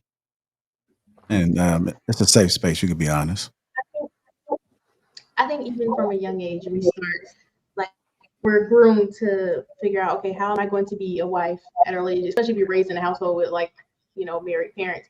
And I was raised by my grandparents, so they've been together all these years. So it's just like, oh, this is what you need to do. You need to make sure you know how to cook, make sure you know how to clean, make sure you know how to, you know, do all these, you know, wifely things and stuff and be a good mom. So I think as I got older, you know, we're in the generation of, you know, independence and liberation and all that. And it's like, yeah, you don't need a man. No. Yeah. So I need a man. And I want to make that very clear. So I was like, I want to make sure I'm going to, you know, understand what they need out here, because I don't want to do all this work by myself. But it's like, I was talking to a friend the other day. I was like, dang, I feel like I did the work, you know, like I went to therapy. I got myself together. I grew up funny looking, so I feel like I grew into my looks. So then it was like, so I was like, okay, so I at least got a humble spirit, because I wasn't always cute. And then it was just like, I still ain't married yet though. So I'm like, damn, I'm 33. So like, what am I doing wrong? I think it's the cooking thing now. So I was like, I'm gonna have to learn how to make some food, because if I don't got a husband by next year, I quit. Go to the other side. So you said the cooking thing is the thing that you were missing out on. What else? Like, what kind of guys are you going after? You know, I don't go after anyone really. Like, I just let the universe drop them into my. Okay, that's where you're making the mistake. Put it in the DM. Put it in. Yeah, that's where you're making the mistake. You got to go after what you want. But how you do that? I went to Home Depot and played dumb. I went to AutoZone and dropped some stuff in the aisle. Like, I mean, do you want to do who works at Home Depot and AutoZone? Because I mean, if that's the goal. I mean, I would not. He has a stable paycheck. He doesn't have to work there. He's just there to find some tools. What's wrong with him working there? He could work there. Oh, okay. He could be the manager. Oh, so you're definitely not a stay-at-home type. You work and you got your own. Okay, so you're trying to equally contribute. 50-50. Okay. Okay, cool. Yeah, maybe and you're willing to accept a salary at the Home Depot type guy. Shoot, the manager, he might make more than me. Hold on, what's wrong with her accepting the salary of the Home Depot dude? Most women won't. Just an observation. Most women are marrying guys who make average salaries. But that's not what they want. Wait, why did you ask about the stay-at-home part? Oh, because a lot of times women who are like, oh, I'll be a stay-at-home, but then they're like, my guy though, he got to make 200. You know, he got to make $500,000, and it's just like, that's unrealistic. Come on now. Oh, see, yeah, I think like at a younger age, that's something you're really aiming for, and then you're looking for, like the city girls right now. You know, they outside looking for the ballers. You know, they got all the money and everything. That's not a realistic thing to look for, especially in I don't know, North Carolina. It ain't. So I don't know, like they ain't got it like that. So you just gotta know your market. You know, I got an MBA in marketing, so you just gotta know your market. You gotta know where you at. You gotta know what's your goals, what you can reach for. I know what I'm looking for, but I know where I'm at too. So I gotta understand what I come with, the baggage I come with, the what I what he could get that's better than me. Like, oh, you can get someone that don't have this amount of student loan debt and don't have this and da da da, or someone that wants to push out kids tomorrow and not later on. So like, so you got to be understanding of, the dating market and where you're at, and just being real with yourself. So I'm real with myself. I'm very real with myself, so I can understand that it's not going to be easy. Oh, okay. I say stay away from Home Depots, go to art galleries, and switch it up a little bit. Most of them were gay. Where Jasmine? When you go to the grocery store, make sure you look like that. Well, yeah. Grocery store, perfect example. While you cooking, and we're not talking about Walmart. Go to like Sprouts, Whole Foods. They see me in the grocery store picking up snacks. Go to a grocery store in a nice area. Yeah. With heels. Hello? Wegmans. Down mine that way. With a shirt that says single on it. What men do you know grocery shop? I've never seen no men in the grocery store. Oh, single men go to the grocery store. We shop. We got to eat too. Men be cooking more than women sometimes. They do. I got 3 dishes. I can't cook anything else. Oh. All right, man. Let's go ahead and get back on to it, man. Marcus, I ain't heard from you in a while, brother. What's going on? Chilling. Darwin and Manic been cooking, so they pretty much hit on all the points. So I take another angle. The young lady be the villain. No. The young lady earlier, she was saying that it's men's fault for these women, and I think it is. When women are in that 9 to 10 range, you usually are going to be with the highest paying men and the most socially advantageous men within a group. So what you're going to end up having is experiences that a lot of times it's going to be a 1 night, 1 week, 1 month relationship. And in that 1 night, 1 week, 1 month, you'll have a man laying out the red carpet for you. And what that does is create these expectations. And you don't have the ability to experience new things with men that you might partner with after that. So now this woman, she's been single as a 9 to 10 from 20 to 30. She might have been to every country in the world. She might have rode on every boat possible in private jets. The expectation for the man that comes after that, for her to look up to him and praise him, if she does not have a natural affinity for him, that relationship is doomed. It's the way women operate in a healthy relationship. They look up to their man. They see him as something special. If she gets with the man she does not feel is special, that relationship is doomed. And a lot of times, like I said before, that they're spoiled due to, and it's not even their fault. It's a victim of circumstances. It's a victim of circumstances in that case. Yeah, but 7. So I like, so what Jasmine is somebody that matured into her look later, I think is a better look.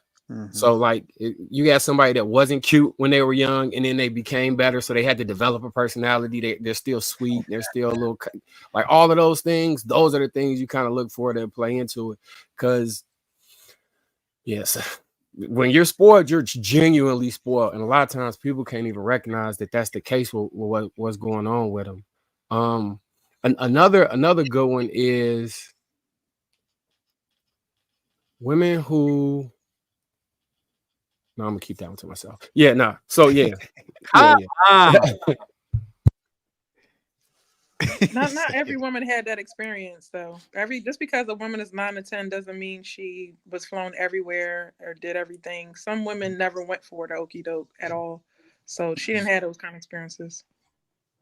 So when I'm talking about the 9 to 10s, I'm talking about like you damn near like, so the way the club circuit is set up in most cities, the women that like really fit into that 9 to 10 range, they will get flown out. It's almost like they don't have a chance, because from probably as soon as they get out of high school, and with R. Kelly, even then, those men are right there in Bentleys and Rolls Royces. They go to the club one time with a friend, they get ushered into VIP, and you could go to the club and end up on vacation from the club. Like if you were raised right though, you wouldn't go. Yeah, That's a hard choice, though. I mean, I'm be Some honest. people are actually making that choice. I'm be honest with you, man. People are. How often? I wish a woman would say, "Hey, they're gonna fly me out." I'm like, all right, bet. Here's my address. For the fellas who've been out, can y'all honestly say that y'all actually seen 9s and 10s? yeah, I have. Yeah. I mean, I've rarely seen 9. I mean, I'm talking about these women. I don't know how y'all rate them. I've They're only in the club, dog. Oh, I now, only see them in the club and at like high end events. once I became a certified image consultant last year, I started to look at women differently. So What? the way I would rate a woman is totally different than what I used to. Because any woman, I think the 6s and the 7s can appear as a 9 and 10 in a club setting or out in a setting, depending on how she do her hair, depending on how she fix herself up. I think it's important to be able to look at these women now. If you're gonna rate them as a 10 with no makeup on, fresh out of the shower, and you would be shocked that some of these women that you think are 10s are not even 10s. So it's a lot of people talking about 9s or 10s or this or that, but a lot of times you don't even run up on it. It's really rare to see a woman who's, I don't want to talk down on my sisters in the Black community, but it's starting to be the unique women, a woman who is in shape and physically fit and healthy, like in her natural way, is starting to become a unique look. You know what I'm saying? When it used to be the average. You get what I'm saying? So it's really hard to see. It's really hard to be able to recognize 10s and out here. I don't know if any other brothers feel like that out here. The same. But that's just what I see. Yeah, so what I'm basing this scale off of is like when I was younger, I got a lot of friends that was in the NBA, and when I was playing in LA, we would go out a lot. So I'm basing it off the type of women that were in those spaces, right? And outside of that, you don't really see that look. You ever seen somebody you like? I know somebody paying her to look like that. It's a lot of those specific type of women that I'm talking about that be in that space where it,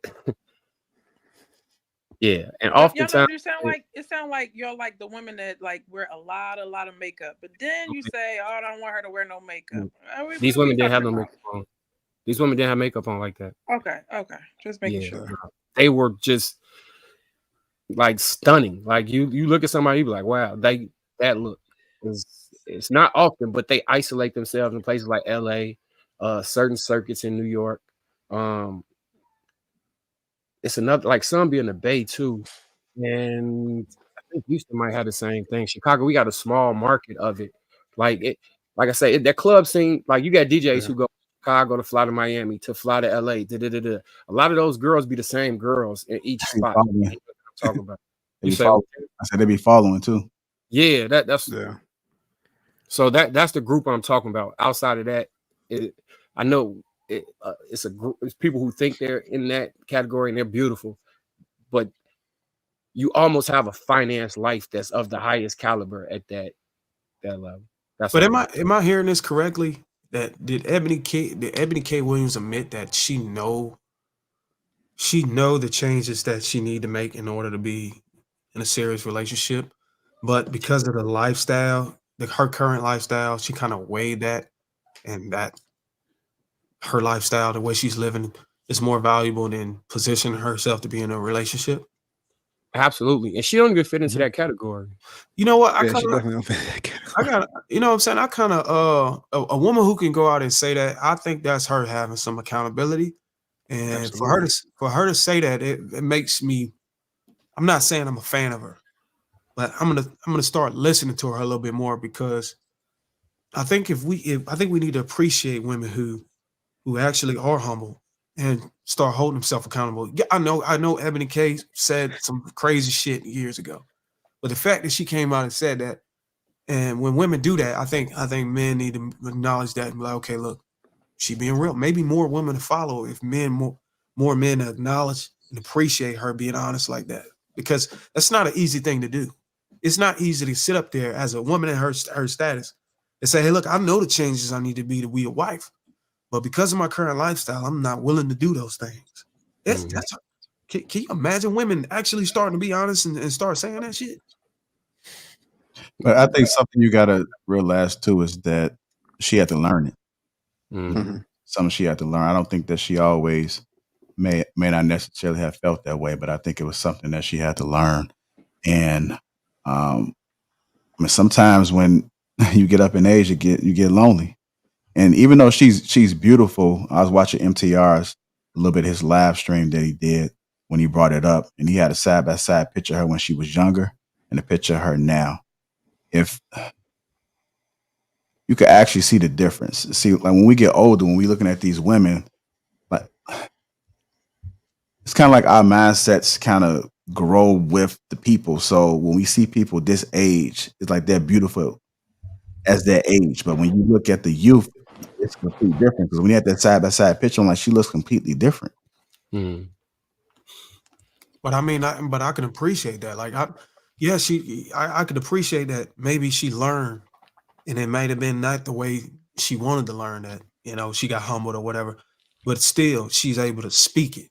You have women out here that actually do learn and get humbled, but they're not speaking it because it's some arrogance that's just keeping them from saying, well, fuck that. I don't care. I'm that bad bitch anyways. If you don't like me, the hell with you. But if we get more women to be like, I'm comfortable, you know, if Eboni K, with her speaking, being honest, I'm comfortable her speaking to a group of women that's younger that may want to aspire to be like her. I'm comfortable with her saying, hey, look, girls, you might want to go ahead and get in and while you can, while you got that beauty, you capitalize on that now, because sister, I'm telling you, the situation I'm in, I feel comfortable with her now. I feel for her saying I feel comfortable having a conversation with younger girls versus some of these women out here that's just leading these women astray. Sprinkle, sprinkle. All right, let me go ahead and play a little bit more of this. Hey, what was it? Drizzle. We know what you meant, Darwin. Sprinkle. Oh well, I'm just asking. You brought it up. I did. Okay. I believe that I'll speak for myself. I am acutely aware, Stephen A., of the adjustments that I would need to make in order to be more desirable on the dating market. Well, may I ask what are those adjustments? Oh well, I'm just asking. You brought it up. I did. You did say it would be some of the things we mentioned, right? Like I would need to make more time. You know, I can imagine what your schedule looks like. Right. Mine might not look. It doesn't look identical, but it's probably not far off at this point. I tape a show on the West Coast. Last time I saw you, where were we? Yeah, in the air. Flying back we from were LA. literally in Flying the back air. from LA. We were 30,000 feet in the air. That's right. So there's a bi-coastal lifestyle issue that I think would need some attention if I was to really get serious about trying to partner right now. There is an intensity that I'm a very serious-minded woman, right? I deal with serious issues on a daily basis. A dingbat can't be with you. It ain't gonna work. He got to have some level of intellect. He don't have a chance. I mean, and honestly, even if I wanted to give him a chance, which I have done historically, don't tell nobody, I really wouldn't be as attracted. There's something about the attraction. You know, if there's a primalness to, especially when we talk about heterosexual men and women, there's a primalness to how we are attracted to one another. And in order for me, who still very much, despite my intensity and my intellect and all this, kind of what we would consider masculine alpha shit, right? Excuse me, I don't know if I can cuss on here. You can. Okay. Go ahead. I'm still you've known me for a long time. You've known me almost 10 years, Steve, today. I am still very much very feminine, very soft in many ways, and I'm still like a Southern belle in a lot of capacities. I'm born and raised in North Carolina. Let's go. What? So those things still, that receptacle energy is still very real for me. So now I need a masculine energy that can just almost overperform. And you know what it is too, if I may say this right from women need to know this. Women need to know this. Okay. So. All right. First of all, you gotta allow a man to be a man. All right. What was he about to say? I mean, airline. At least I want to add. I wanted to make sure I had this part. She is an attractive woman. It's just I was talking about a different like caliber or class or whatever. but that does not make her an unattractive woman. She's still a very attractive woman, especially for her age. I think that agreeable part and is probably one of the, for the men that she probably would aspire to actually date, that she would actually look up to the right way. Being agreeable would not be something that's okay to work on. You would have to come in with an overwhelming personality of agreeability that you could feel, you know, like the look component mixed with a natural energy that some women carry that calms the tension down of a room. It could be men about to fight, and her coming into the room can lower that temperature. And the way that they carry themselves is completely different. And this is not no shots to her, because she's a smart, intelligent, educated woman and all those things. That energy that I'm speaking about, it doesn't radiate from her the same way that to catch the men that she would be enthralled with, it needs to radiate from. So yeah. All right, hold on. I do want to get Keziah and Trev, and I know they've been pretty quiet, and Shan. I want to kind of get them in there. That screen frozen. They sleep behind the screen. Oh no, they moving. No, I had some my phone died. So what question are we actually on? I'm gonna send you the video. I'm gonna put it in Dropbox. I saw the video, but oh well, it's just just the conversation that was going on is just Eboni K. Williams, speaking about the strong seven, which Stephen A. Smith was talking about. So it's kind of breaking it down. A more attractive woman is less likely to be agreeable, less likely to partner with somebody, versus the strong seven is more like she knows her role. She's more kind of come in and not have the same issues as somebody that has success. Okay. Shit like that is very weak to me. And a man that thinks like that will never date a 10 or be with a 10, because that's a very small mindset. And to feel like you have to date someone like who's not as beautiful as what you would actually want. First of all, I don't see that relationship lasting long. I see maybe some cheating going on, because that's not really what you want. And not all 10s, not all women are the same, just like not all men are the same. Not all beautiful women are egotistical and demanding and want shit from men. There's a lot of beautiful women out here who are the exact opposite. That part to me is just BS. I like men like that. I feel like there's a confidence issue there. I can't date men who have confidence issues. Like, men's pride is very fragile. So that, to me, that's a man who you're not comfortable dating a 10 because you feel threatened by potential men that could take that woman from you. Why? If you're a man that's confident in yourself, confident in what you're able to provide, confident in what you're able to give to this woman that you want, why would you be concerned with the next man? Get a 10. But if you don't have the confidence for a 10, then sure, get a strong 7 and be slightly dissatisfied for the rest of the relationship. Well, I just want to say something really quick. As men, we face rejection. So rejection is it's just part of life. We normalize it. We start off. We have to work through that. So I don't think he was coming from the standpoint of like, you shouldn't approach 10s. He was coming from the standpoint of just generally 10s live in a different world. And it's not that they're delusional. They're living in the world that, has been, they're living in a world where everybody is throwing attention at them, versus a 7. She's living in a world where, yes, people are attracted to her and people are throwing attention at her because she is a woman. She's a beautiful woman, but it's not to the extreme of a 10. Guys aren't hitting her with cash apps just because she's beautiful and stuff like that. So, and so what if they are? That's my thing. Like, so if you want to, I'm speaking solely from the standpoint of, hey, if I'm operating and I'm interested in this 10 and we have a good connection, a good relationship, the amount of not just leverage, but the amount of attention that I'm going to have to do to maintain her is going to be different from the level of attention a 7. A 7 will understand that, okay, this guy is a successful guy. You know, he's doing this thing. I really like this guy, and this is the kind of guy I want. Versus a 10 is going to be like, oh, he's just another one of the guys that's after me because I have 20 other thousand ones. So they just go after who's giving the most attention. We can't box all beautiful women into that box. That's crazy. Well, no, I'm not saying all beautiful women fall into that category. It's just a generalization. Oh, just all like, 10s. And that's why I said no, that's that why ain't I it. said So earlier. Go ahead, Trev. All right, look. So as men, right, we dwell in the realm of probabilities, not possibilities. We do understand that there are going to be some women who look really good and will accept you, right? But guess what? As men, we could take the whole number situation out of it, right? Because your 10 ain't going to be my 10. A chick that you might see as a 10 might be a 7 to me, right?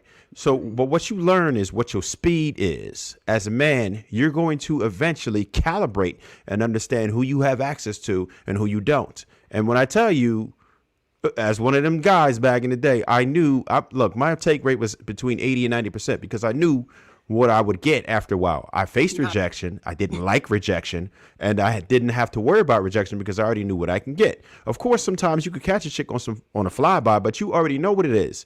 You have to understand that it's going to be higher maintenance. Dimes are like German cars, maintenance required. It is what it is. That's how it goes generally. And we're going to want to be successful. We want a high success rate. So we're not going to just start running out a whole bunch of dimes, knowing that it's a crowd of dudes. Like some women have showed me their phones, right?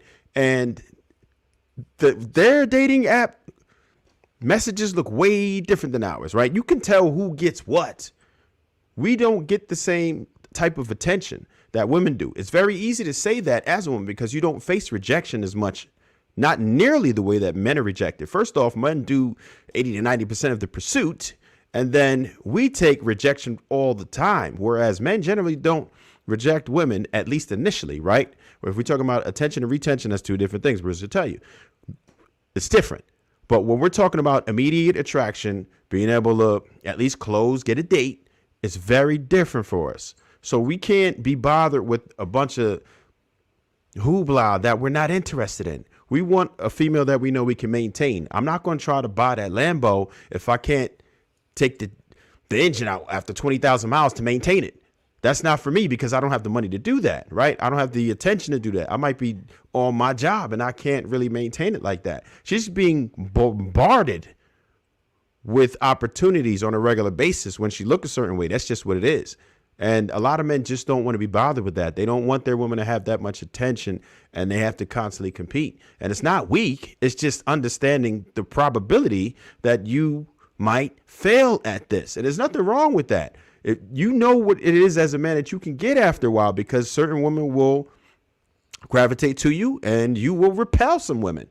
That's just the facts. That's just how it works. And we understand it and we know what we can get. We learn from outcomes and failures, right? Now, I always tell that you level up, like Darwin was saying earlier, you got to level up so then you have access to those types of women. You have to be aware and understand what it is that you can acquire. It's almost like saying, okay, I possibly could get this job making $200,000 a year, but if I don't have my credentials, then odds are I won't apply to positions that I most likely won't apply for. If I got a criminal record, I'm not going to apply for a Secret Service job. I might be able to slip through the cracks, probably not, but I'm not going to waste my time even going in that direction because most women are going to reject you on that level. And you have to understand that as a man. If you want better results, then you got to level up. You got to get your weight up in order to be able to get those. We know what it is that we can do in most cases. Most of us that are self-aware that actually pursue women, we know off rip, oh, I could bag her or nah. Yeah. So, Kizai, how did you feel about what he said? I am baffled. And I'm disappointed. No, but that's disappointed in Oh, no, I want to hear why. I do agree with you, though. One thing you said that is extremely important and relevant to this conversation is the fact that this scale of 1 to 10 is completely subjective. your 7 to the next man's 7 could be totally different, right? Your 7 could be his 3, or your 7 could be his 10. So I'm saying to like, this is very like individual. So I personally, I cannot date a man who has that mindset that he doesn't want to date a 10, even if he's capable of dating a 10, because he can't deal with the amount of attention that his woman is going to get. That is an extremely weak mindset to me for a man. It's not just. But the beauty of it is the beauty of it is the maintenance. The beauty of it is you won't. I'm thinking like an alpha thinking like that is like disgusting. Yeah, but the beauty of it is you won't date them because they're not going to pursue you. So you won't even have to be bothered with those types of men. So that's the beauty of it. It's not your problem because you won't date those men. They won't pursue you. And yeah, I think Trev was speaking in general. So to separate this conversation, what I was speaking of earlier, the attention wouldn't be the thing that stopped those men from dating women. It's actually a prerequisite that when you go out, your woman gets that type of attention. That wasn't it. It was more so about the energy that she has to bring, because it's going to have to compensate with the looks and then the right type of energy that will bring you to it. And agreeability is a huge thing within that matrix. What Trev was speaking of was for the average guy who may struggle with women from time to time, or may not be able to get the most beautiful women, to be realistic about the woman that he gets. Because a lot of times what will end up happening is men will ignore red flags for a woman that's potentially better looking than they normally get. And in those relationships, the red flags that they ignore will be the pain and the end of that relationship. So it's two different casts of men that we're talking about. The cast of men you're talking about, yes, that's not an issue. However, the energy that you would have to radiate from is the main defining factor. What Trev is talking about is another cast of men, and from what he's saying is pretty accurate for that cast of men. And I just want to just say one thing about what Trev mentioned, and I felt it hit hard. It was like probably the biggest gem I took away.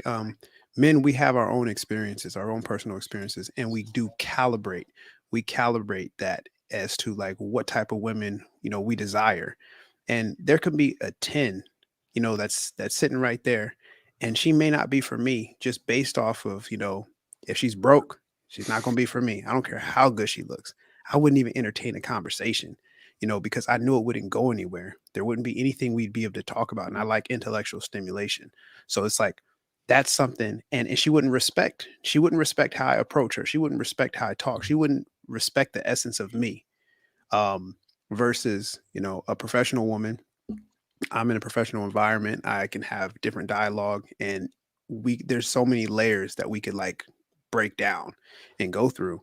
But that's to Trev's point. I've calibrated that through my experiences, through my going out there, facing rejection. I did have like more optimism. So Trev said his success to fail rate was like 80%. Mine was probably 60%. Because I was just like, oh damn, she bad. So let me give this a shot. But over time, it's been calibrated. So now when I shoot, I'm like a sniper. When Trev said that every the different men have different scales, I agree. But when you think about it, I don't want a woman to hear that and think that, oh well, I'm attending somebody, but because it's probably like a range. Because I feel like men and women, you when somebody's extremely beautiful and when somebody's the opposite. You know what I mean? So it's not like a 1 would be a 10 to a man and the 10 to be a 1. Like, so it's not that extreme. I'm just saying it's a range. But I do agree with him that every man has their own taste and every woman as well. All right, so let Robert go ahead. No, what I was gonna say, I completely agree with what Kazai was saying.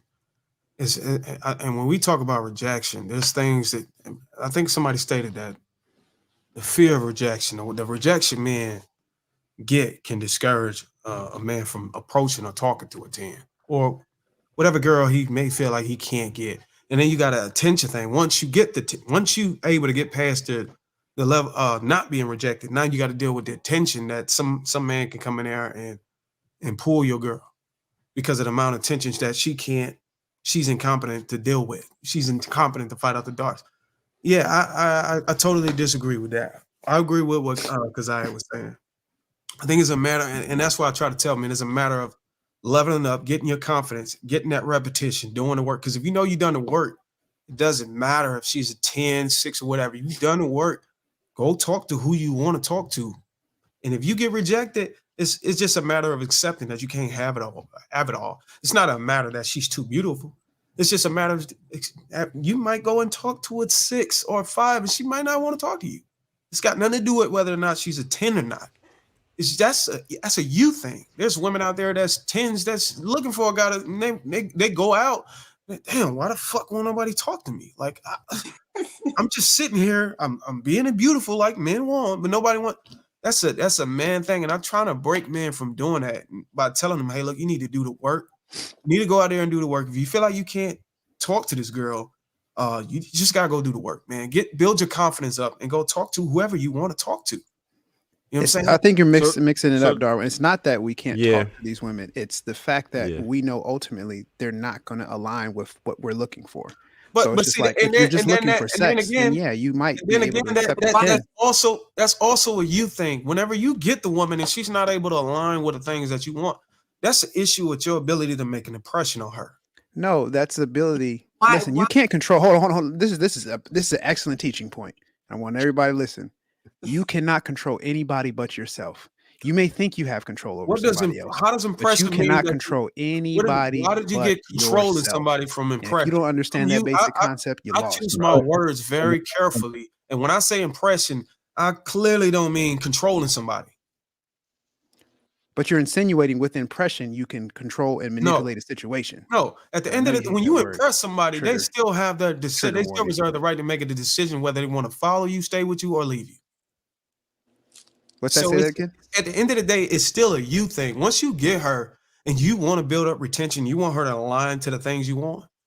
It's your ability to make an impression for this woman to stay there and rock with you. And a lot of men fail at that. They're able to get the initial layer of getting a woman in the door, but keeping a woman is where a lot of these men are missing it.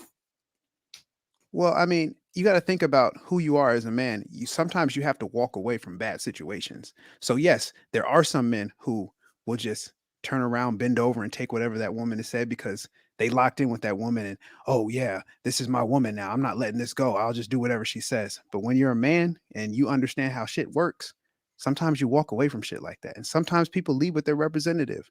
So you, like I said, my original point, you cannot control anybody but yourself. And if somebody starts to show you bad characteristics later on into the relationship, you have to make that decision whether you're going to stay or whether you're going to go. So how do we get to the point where we're associating 10s with showing you bad characteristics to the point to where you got to evacuate the relationship? I don't even know how we even got that far down into the relationship. We got there based on the conversation. I want to answer your first question. You can't ask me a question and then start talking about other questions. She's predisposed to being. Let me answer your first question. We got there. We got there, Darwin, through the process of understanding what Stephen A. Smith was saying, and I think most people agreed with that. I think Sharon got a Trev Smooth dropped a hell of a gem when he said, "Hey, men use our experience to calibrate, what we want, what we're looking for, and what we can get." And it doesn't mean that, we're weak because we don't try to get, the woman who's at the top, who's getting flown out everywhere. We know it's a dummy mission.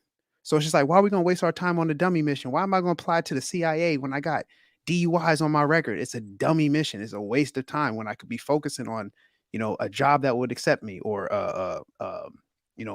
things that's more realistic, things that's more mathematical. If you like numbers, more probable. So it's not weak. It's just being smart. I think it's weak because you're settling for you're using your experiences to tap out, and you're like, okay, based off of my experiences and so many failures and so you're many not tapping out. You're just honing in. You're shooting like a sniper rather than using the AK. That's wisdom. You can just because wisdom. Metaphors don't make your point stronger. What I'm saying is, you can't understand it. So that's the issue. I think everybody else on the panel understands it. I'm saying he's saying based off his experiences, men's experiences, they're recalibrating their approach to the type of women they're going to go for based off experience. Suggests that going for those type of women and their experiences didn't go out well. And they're tapping out. They're quitting. Like me personally, I'm not tapping out. I'm gonna I'm not continue talking to about the get the people woman I quitting. want because I firmly believe that's how, and I agree with Kazaya when she said that's how cheating starts. When you start settling and you start tapping out, it's like, okay, well, fuck it, I'm not gonna go for the 10. I want the 10. I'm gonna just go for the 7. But then you see a 10 all the time, and then you might just get a chance to smash. You're gonna seize the opportunity, and that's where we have issues. All right, No, hold tight, 'cause you y'all. see, hold tight. We got to get the other people in there that's been yeah, silent. Ruth. Let's get Sham Monet, Bailey, Jasmine, Ruth. So I guess I want to know what I can't see that because my eyes, what he deems as a 10, because it seems like he's only thinking of like the baddie girls as 10s when there are smart women who are also 10s who are just who you can approach, who are on the same intellectual level as you, who you may, and it sounds like what you're doing is you're walking away from those people because you're saying, oh, they're a 10, I don't have a chance, when you should actually be, because you'll never know unless you try. And then one of the things that Trev said, I do think that 10s have been rejected. That's why they're single. Whether it's in the beginning or at the end, there's still rejection is rejection. And sometimes rejection hurts harder. It hurts more at the end than in the beginning. So women go through rejection no matter what level you're on. So you've experienced rejection. Now your bounce back may be a little faster. But you experience rejection. So that's false. And then I just wanted to point out that there was a study that stated that unattractive women cheat far more than attractive women because attractive women are pickier. So they don't have many people to cheat with, but unattractive women will go on that trip and cheat with a man she deems is sexier than her husband just because he wants her, because he wants to, have sex. So I just want you to know that there's a study out there about this. So why you think you're safe with your 6'7", your 5'4", when she goes on vacation? Y'all better listen to standards are a little lower than that 10. So just wanted to slide that on in there. And that's just research that I didn't, that was a study, listen, that was done. Sham Monet, I agree with you She on all your points. Finish. Yeah. Go ahead, Sham. And I know this early on, I think that this is the dilemma when it comes to the older you get, the more successful you are. It's harder for you to date, right? Because when people, especially because I would think I'm probably one of the older women on the panel, when people are of a certain age, you start hanging out. The ego comes from not necessarily what you look like, but what you have. Because you start getting in these organizations, it's all about who your husband is or what you are affiliated with. And so now you have to find a mate who fits in that circle. And now it's harder to find a mate who fits in that circle because you can't bring anybody in that circle, And so, but you're older. And so there's so many things that have to be taken into consideration when you're older and you've achieved a certain level of success about yourself and you're hanging around certain people. So it's just, it's loaded gun, it's so much. And that's the reason why so many of those women are singles. They're looking for a certain kind of man. And there's only a select few of those men, and those men do like to date younger. So that's right. That's that. I agree with Darwin. I think that you should shoot at the level that you can afford to shoot, or if you're more stable or whatever, you should go for the better looking women. You'd be surprised if men don't approach them. They treat them a certain kind of way. Some women, they like masculine men. So if you start putting that girl on a pedestal, she's immediately turned off. So it's important that you approach them and I was like, being direct. Are you single? Like, I was very surprised and shocked. The quiet guy walked over and said something to me, but other people, they either make a grand gesture or do too much or not say anything at all, be intimidated. And it's like, that's why women have to be careful. Don't say, oh, I'm intimidating men. I don't say that, but they kind of they shy away from going after what they want because of this kind of mindset. Like, if I walk up to her, then she's going to automatically reject me. That's not always the case, because it's only the case when you believe every good looking, better looking woman is a jerk. But if they're different, and some of them are humble and some of them are raised right, you just never know. You might meet your match. So, all right, check this out. I don't want y'all to get that misconstrued about what we're talking about here, right? We're not saying that everyone needs to just avoid dimes. I never said that. I said one of the first things that I did say was you should probably take the numbers out of it. And 2, understand what it is your speed is. You need to know your speed, right? And furthermore, it's not just about the way they look. The first thing that you need to be doing as a man is to look for choosing signals. If she's not giving you choosing signals, then you ain't chasing. A female let you know in some form of way. You need to learn a little bit about body language and just understanding women, and then you make your move based on that. If she's not giving choosing signals, then no, because guess what? You're going to be chasing her validation forever. If she like you, she going to let you know, right? And you trying to wear women down like you Steve Now Urkel. that's a different statement. You didn't You trying to wear, and that's When's the last so time if we you did sit it, though? there, We don't do that. We don't give choosing signals. Women don't know about some stuff like yes that. they Have do. to be tapped into Yes their they do. energy to do that. They always do. Not really. I'm just saying. If a female like you, she gonna let you know. Hold on, y'all. We do got to let Bailey in.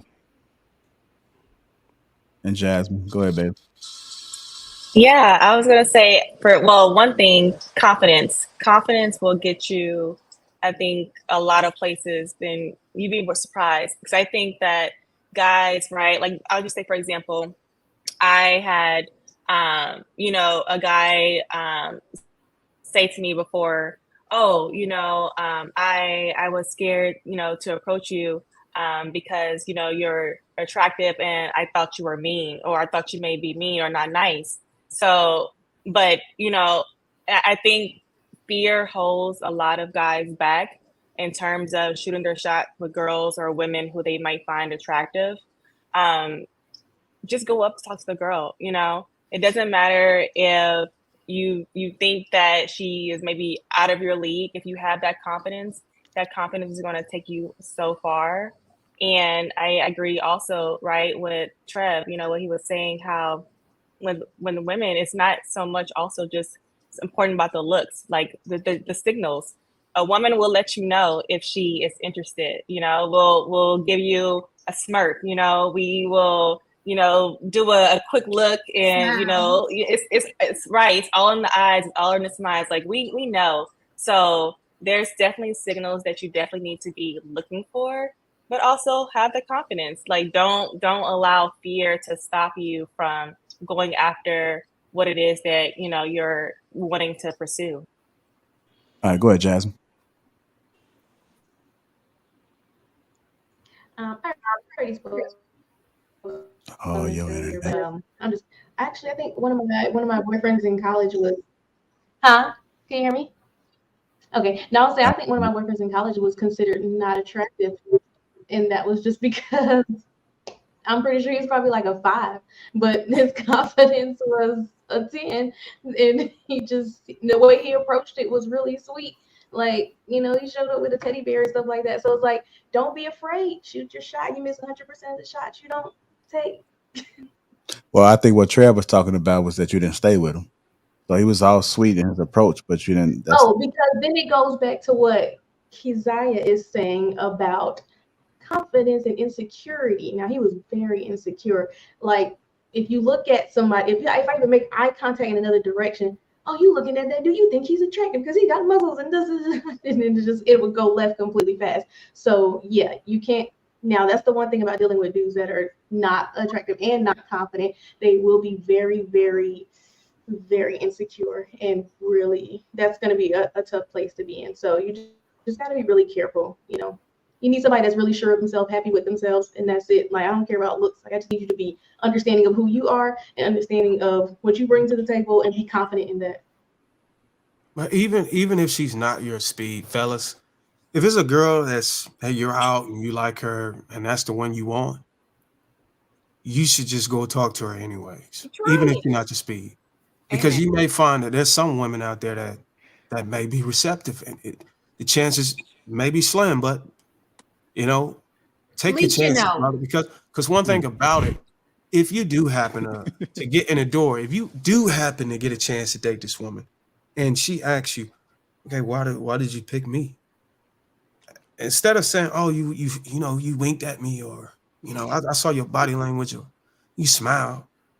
Instead of saying that, just say, you the one who I wanted. I think that's more meaningful to a woman, to know that regardless of knowing that you may not have the chance or whatever, that you chose to go step to her and approach her because she was the one that you wanted. And it wasn't because of nobody else. I just went after what I wanted. And I think that's how men need to move. A lot of Hey, women. Darwin, what city you in? Darwin, what city you in? The city I'm in is confidential, but I'm about 25 minutes Area from Atlanta. Bet.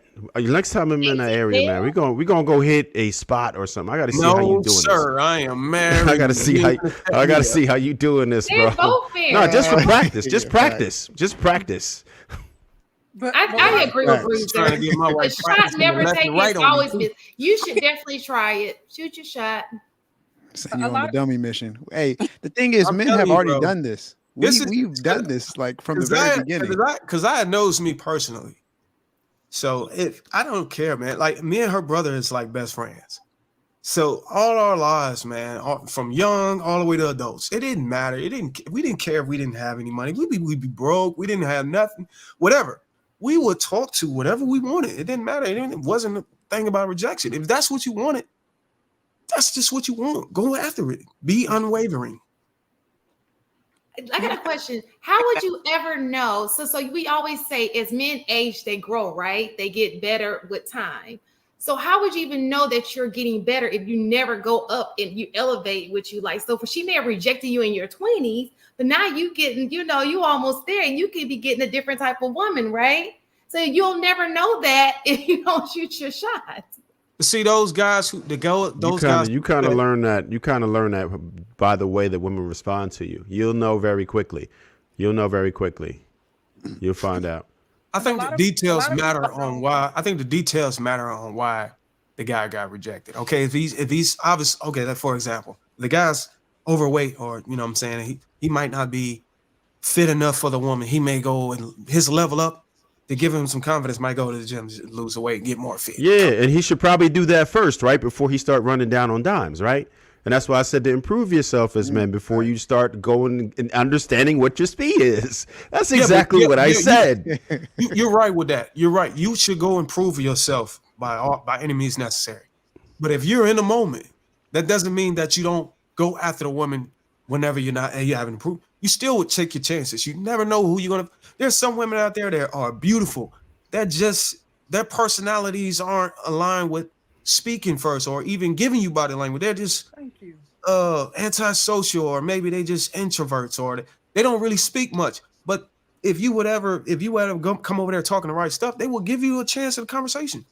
And it is up to you to be able to be, I said some women don't have a lot of game. Like sometimes women don't know what they want all the time. If you went by choosing signals, then you had to be the top 20% of men. But if you had a good personality, could make her laugh, could be confident, then you can get another subset of women that are open-minded, feminine, and they're waiting for somebody to approach them. There's a lot of women just waiting, and we're not trained in this generation to be like, hey, wink at them 2 times or smile, or but they can't even like. No, it's something that you do subconsciously. It's not, you don't have to be very deliberate with it, right? Like when we talk about this, men understand these things that women do naturally, not like you're making a conscious effort to try to pull this guy. Like just things that you do on your own without even thinking about it is what we tell men to notice. Like that's a different ball game. I smile at everybody, so that doesn't mean I'm choosing them. You see what I'm saying? A person, if I'm attracted to a person, it's like the complete opposite. I'm like a stone cold bitch. Like you would never know because I don't want you to know. I want you to actually try. And my story time that I mentioned earlier, there's a friend of mine that I knew in college, and we were always just friends. And I thought he was attractive in college. He was funny. He was cool. He was chill. Like we had fun times together with our friends. Fast forward 10 years later, he's back in my DMs and he's like, I didn't know you live in Florida. He lives in Miami. Now he's a grown ass man. He's had more relationships. He had way more confidence. I was shocked that he even hit me up. He wanted me to come down there to see him. He's an architect now. So he leveled up in his life. So, and I asked him point blank, I was like, why did you waste 4 years of college and then 10 years after that never shooting your shot, because even if you did it in college, I would have given you a shot because I thought you looked good and we were friends. Like, that's a perfect combination. And he said it was because he didn't have the confidence to talk to someone like me or to shoot a shot at someone like me because he thought he would be shot down. So do you feel like this method is effective enough for you to recommend to women that they should just be standoffish and do the complete opposite for women? Like, not follow that. That's a disability of mine. But okay, yeah, because I was gonna say that sounds terrible if you're trying to attract men that you want. True for every woman. And also women, like my dad raised me to never chase a man. Like, my dad beat that into my brain. You do not chase men. So I don't. That's how I was raised. I don't disagree with that. I think women showing up to the location, showing up and being beautiful should be enough to let men in an area know, hey, look, I'm available, I'm single, give me your best shot. From the hair, they gotta get the hair done, they gotta go get the makeup done. Some of them don't wear makeup, some of them just come out natural. They gotta do all these things to go get pretty and beautiful and have their best foot forward. Now we gotta tell them, oh, you gotta do a signal. No, just be beautiful and show up. It's already bad enough when a woman come out and she's more aggressive, and then you gotta go. I've been around a group. Look at her. She just keep looking at me. I'm for the fuck that bitch for the streets. We got social media now. You got women that want to be more open. Now they can't because then the guys are gonna look at them a certain way. Like, no, just be beautiful. Be on your best foot forward. We know you put the work in. It probably took you 2 or 3 hours to get yourself ready to come out here and sit in front of me and allow me to shoot your. That is enough. Now the man got to go and step up to the plate and bring that game. And if you can't bring the game on, let me get my shot. I feel like you're pandering, and it's disingenuous to the overall conversation. I can't be no clearer than that, man. No, he's not. He's definitely pandering to women. I see all the women shaking their head. Yeah, you know, we just show up. We do everything. Yeah, we do.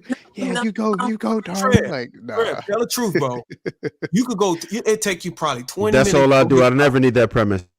Trev, tell the truth. You can go get you a shower, go on, dry your shirt. We don't crease our clothes no more. Get your clothes ready, put your shades on, put a little gas on there, in about 20, 30 minutes, you there. Now you gotta get that line up. You gotta get that line up Woman, right. she probably gotta get ready at 5 o'clock so she can get out of there at 6, 7, 8, 9 o'clock. We 20, 30 minutes That's like facts. y'all. Stop playing. If you know what you're And she gonna be 2 hours late. That's real. That's real. Yeah, that's I real. agree with But that, but you know, I the amount of work we have to bring before into the just to get to that point, right? Yeah, we working all the other time outside of the get ready.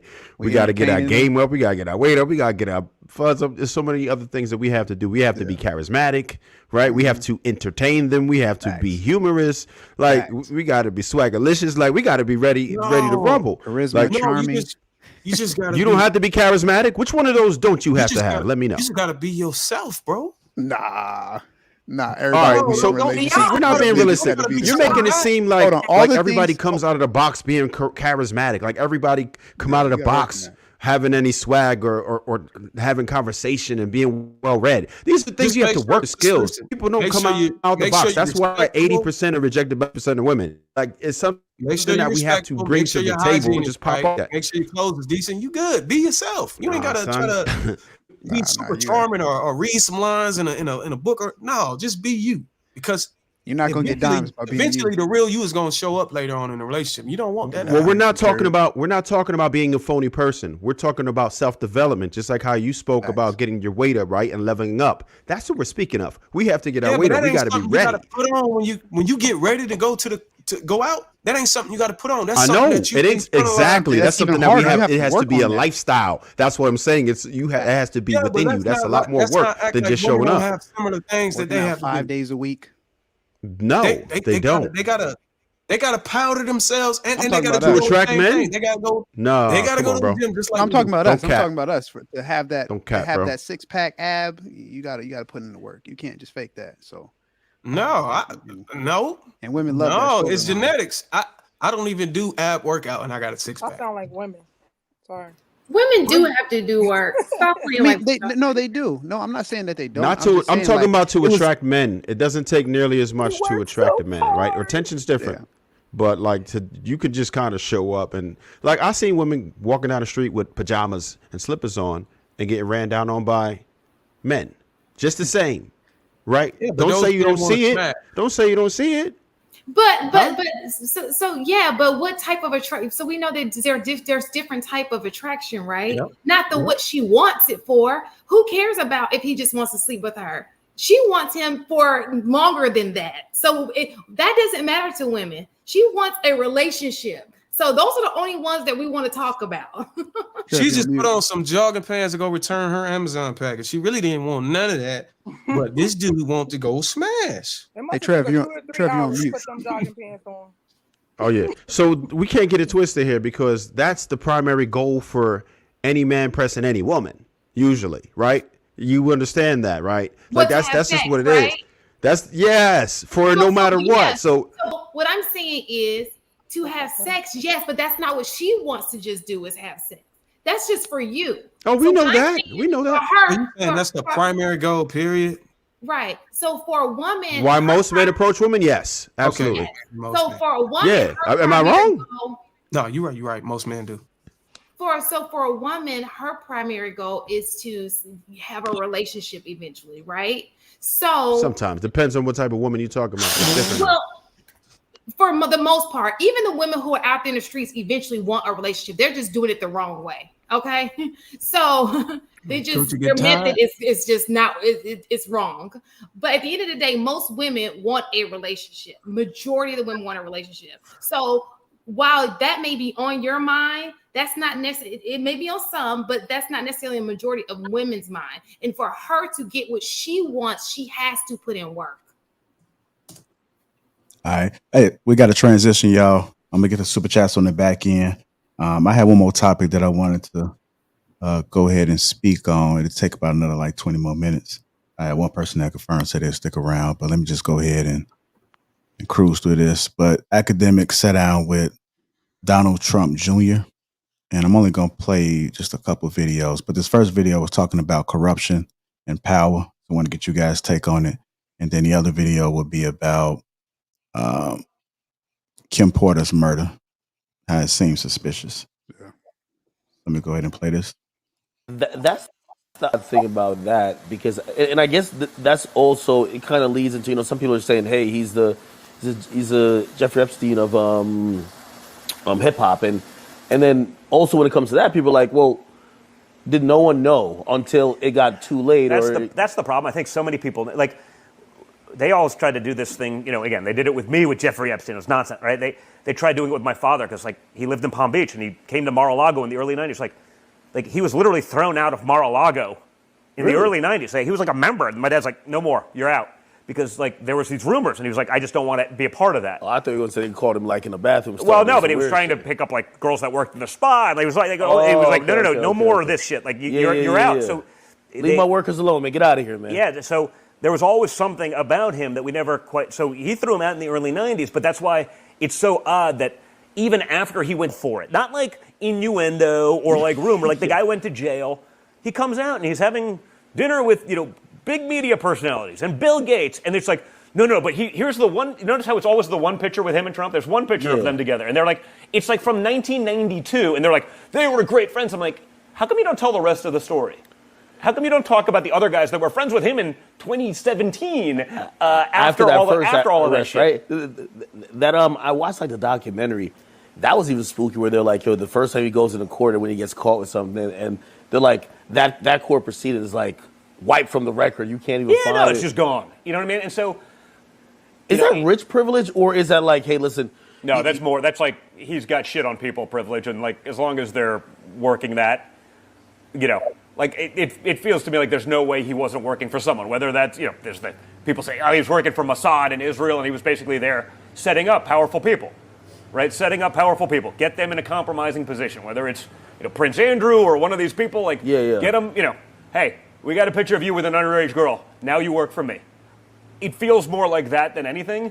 And then, he got too far, so he was no longer useful or whatever it may be, and that's when they take him out. But All right, we're going to just react to that one. So, we talked a little bit about corruption and power, man, about how things go on behind the scenes, so to speak, that we're not privy to. Let's go ahead and get a few thoughts on it.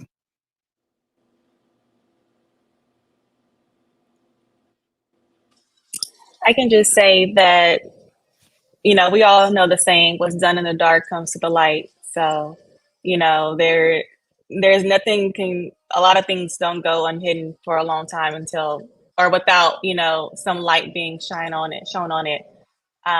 People think that they are exempt to the rules based off of status or finances, right? But eventually things will catch up to you, and you know we're seeing that in this case, right, with Diddy. So what's in the dark does come to the light eventually. All right. We're going to get you on that, Marcus. Can you rephrase or re-ask the question? Well, they were just talking about like a lot of things that happened in the past, but the primary thing they was discussing was about corruption and power, and how sometimes, often, when you're in a position of power, if you do something wrong, or sometimes they may just take note of what you do wrong and then use it against you, hold it over your head. And now you put in a compromised position to be a puppet until they don't need you anymore. Yeah, well, life is ran off leverage and extortion, right? So most times people figure out ways to get in that. I'm talking about in high power politics and business world, right? Not everyday people. I seen how y'all made the face. So when I mean leverage and extortion, I mean like, have you anybody seen the show Billions? Hey, Marcus, I agreed with you. I was just laughing because it was like spot on. Yeah. Like you on a micro and a macro level, you can break down where those things hit and how people gain leverage, how they utilize leverage, what extortion looks like. I think when you don't have the leverage you want, you go to extortion as an ultimate means to get it at that level. So with the type of leverage that he was able to get on people, and I believe you know, Diddy is probably in the same position. They say when they scrolled his house, he had cameras in every room. The things that go on at parties where it's unlimited drugs, unlimited drinks, and celebrities is going to be a nice tale of tape if you record all of that, you know. So from there, you can do things like get a trade approved that somebody couldn't get approved. You can get an agent to co-sign on something where he says, hey, this player isn't good enough, but you want my higher end player. I want a deal for him. So bring him to the league. You can get somebody pushed into a political seat or they're running for a political seat. You can do so many different things with organizations that work on a hierarchy. If you get to the head of that hierarchy and you're able to infiltrate or manipulate, this is negative. The negative version of manipulate the people at the top. I mean, it's an age-old tale. Like it's an age-old tale. People watch Game of Thrones. That's the same thing. You're gaining the leverage you need and able to enact whatever you want. So I believe him. I think that with Trump, they do a lot of conspiracy theory pushing, like when it came to QAnon and all those type of things. So I'm grain of salting it or tablespoon of salting it while I'm hearing them saying it. But I believe that it's ultimately some truth to that, because it's basic power dynamics and how people try and achieve whatever they're trying to get at that level, especially it becomes more cutthroat than anything. So yeah. All right, go ahead, Manic. Oh, I mean, I agree with both Bailey and Marcus. I don't really have too much to comment on it. I kind of stay away from political debates. But from more of a moral and ethical standpoint, I definitely could see how, because I did watch the documentary with that guy, Jeff. And there was a section in there where, you know, the former president was painted in such a negative light, you know, was trying to associate it there. And I did watch the clip, JR. So I like how Donald Trump Jr., you know, spelled out that, hey, that was in 92, you know, and then he went in Mar-a-Lago and was kicked out, you know, because he was trying to do some like weird stuff.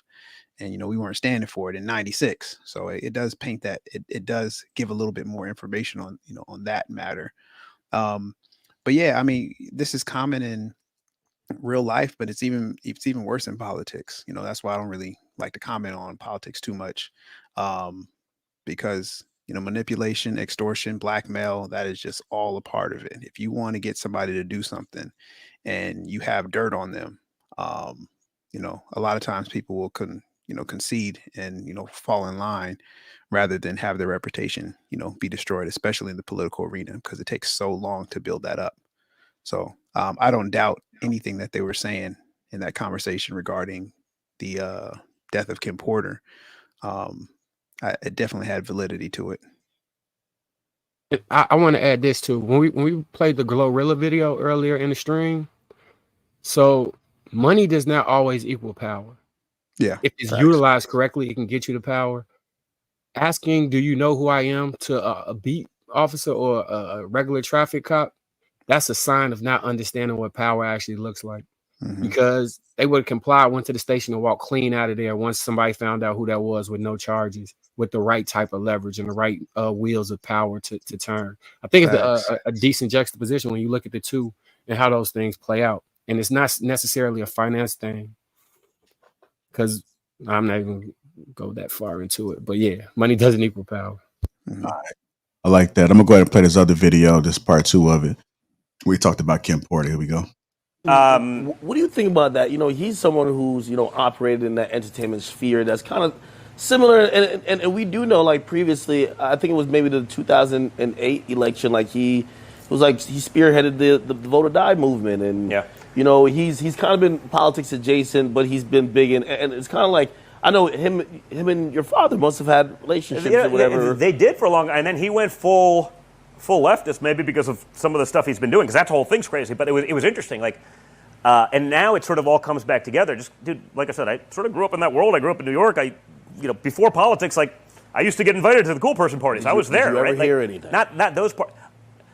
So not me directly, but it's my ex-wife actually she was a model in New York, and like she was really good friends with Kim Porter, who was Diddy's wife, the one who died at 47 from pneumonia. And I was like, that's and what they when said. that happened, she called me, and this was a couple of years ago now, maybe not even, a couple of years ago, and she called me like, something's up with that. I go, what do you mean? She's like, oh, dude, Kim used to tell me, like, it was a bad, like, there's a lot of weird shit that I didn't even know, that, like, but they were like, they'd do photo shoots together or whatever. They were sort of friendly. Like, they'd hang out. Like, we'd see them out downtown, and like I'd hang out with her. Not so much with Dad. I think it was already sort of over there, but like she was really afraid of him, and it really, like this goes back years, and so like, and she was having these conversations with my ex. I was like, I don't know what, like. A lot of people believe that whatever happened there happened with the woman afterwards, which was Cassie, and supposedly like I said, like you sort of don't think about these things until now. You go back and you're like, holy, like, I distinctly remember when Vanessa was like, calls me and was like, hey man, Kim Porter died. I go, what? Like, we saw her like a couple of weeks, whatever it was, and she goes, yeah man, she was sort of always in fear of something happening. And I was like, maybe it's natural, but like, not a lot of people die at 47 of pneumonia. Like, you know what I mean? It's like, wow. Especially people, obviously in good shape. There's a shit ton of rumors. Again, and I'm actually not trying to fuel any kind of rumor, but I definitely, like, that's a conversation I had. Like, someone who knew her well, was like friend, like they text, like, was like, something. She was like, she's like, something. She did not believe that was just natural. All right. Go ahead, Marcus. Yeah, one of the rumors, I don't know if anybody's familiar with the Lady Jaguar, right, or whatever, but she allegedly said that the original autopsy was deemed as homicide, and then there was a second autopsy made, which came out as pneumonia, and they further speculated that there's a way in which you could simulate the symptoms of that can also be done. I don't know, you know who Harold Washington is? Anybody know, like, Mayor Harold Washington? And the way they say he died, you could have extracted enough caffeine in order for it to be a lethal dose, and it would simulate the symptoms of a heart attack. So it's different ways that things could be done. And when you get to levels of power, all of those things could potentially be on the table, depending on how bad you want something or And one of the things they talk about with, I'm not saying Diddy specifically, but sometimes with men who are in positions of power where they have insatiable needs, and it's like what's next at all times. It's not so much about the sexual gratification at that point. It's about the control. So at that point, no matter what you're getting sexually, it might not be enough because you're trying to exert a level of control, and any bucking against that could result in something that's deadly. That because those can become potentially very dangerous situations just based off of that. I know Kimora Lee Simmons came out and said, you remember that? She came out and said something about she was concerned for Kim, and I didn't watch the whole thing, but I do know that she spoke out about it too. One thing about it is, let's just be clear so people don't know, you can definitely die from pneumonia at any age.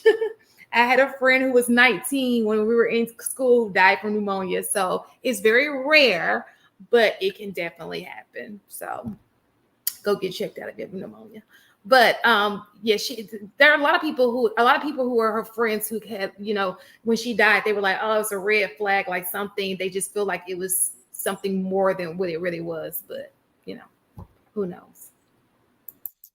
I feel like we all know the truth. We don't want to believe it. Once you hear something was conspiracy theory, back in the day they had all these rumors about Diddy doing this and that, and we didn't want to believe it growing up, but if 45 people are saying the same thing, come on, you got common sense. Like, it's crazy. Oh, the Illuminati's not real and all that, but now y'all starting to see, like 20 years ago, we saw it. It was in the music video. It was this, it was that. They was telling you everything. It was right in front of your face, but it was a conspiracy theory. That's how they shut people up. But, you just got to open your mind and believe that's possible, I guess. All right. Anybody else? Go ahead, Marcus. You want to say something? The reason why oh, go ahead. I was just going to say, I find it pretty peculiar that there's been whispers, there's been rumors about these people for years, right? Everybody was privy to this information. We heard so much about it, and everybody knew, or not everybody, but many people knew what was going on. To me, if you were to ask me, this is all, this is just my opinion. I don't know anything, but in my opinion, I would say when you get into some of these groups, you just have to be very careful. When you what group you allow yourself to get into, and you have to think about what it is that you have to do to be part of those groups. And it's like to me, it seems like you have to comply and you have to be in line with what the organization or group wants you to do, because at some point they could just call your number and be like, oh, he's not on our program. He's not with the shits no more, because this, like, everybody knew, like, you see, it really appears that the homeboy Epstein had a lot of information on a lot of people. And if I were one of those guys doing that, the only thing I would have did differently is I would have had somebody there to burn the house down, right? There would have been somebody waiting for whenever it was going to go down. All the videos would have went viral of everyone, and I would have burned the house down. I would have had somebody remote that they don't know about that has all the access that I have, somebody who I trust, and I don't care if I had to pay what to burn the house down, because I don't care. It's easy, because once your number's called, there's really nothing to do about it. It was real strange how home just goes to hell, and then the security guards are just sleeping, and the camera's just not working at that time. And yeah, it was a suicide. Cool. Okay. Like, come on, what we doing, man? Yeah, what we that was doing? wild. Everybody, we heard about Diddy for the longest. Everybody had the jokes. And now everything seems suspicious. His interactions with Usher now seem suspicious. His interactions with Bieber now seem suspicious. Kim Porter now seems suspicious. Everything now seems suspicious. Everything was already in front of our faces, but now we're just realizing that everything in retrospect is suspicious. All these things that were in front of our face the whole time, all of a sudden now seems like, oh, you know what? Wow, look at that. It's the same footage we're looking at. You say everybody just turn the cheek on it, huh? Yeah.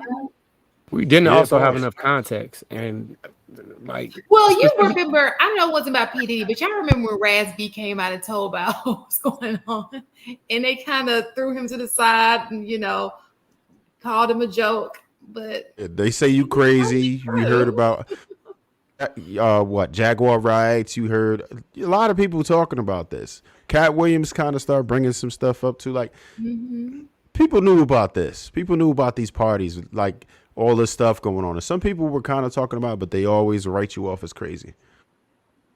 I just don't understand how can they all come together and whatever was taking place think this stuff is okay. So everybody just messed up in the head.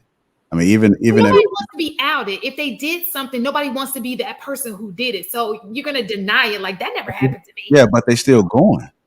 Because they want success and they want money and they want fame. This is what they have to do. They got to keep themselves in the light. That's addictive. Yeah. You want to stay on top. And you would do what you got to, unfortunately, you do what you got to do. I mean, y'all get mad at women for doing it all the time. So now y'all see me doing it too.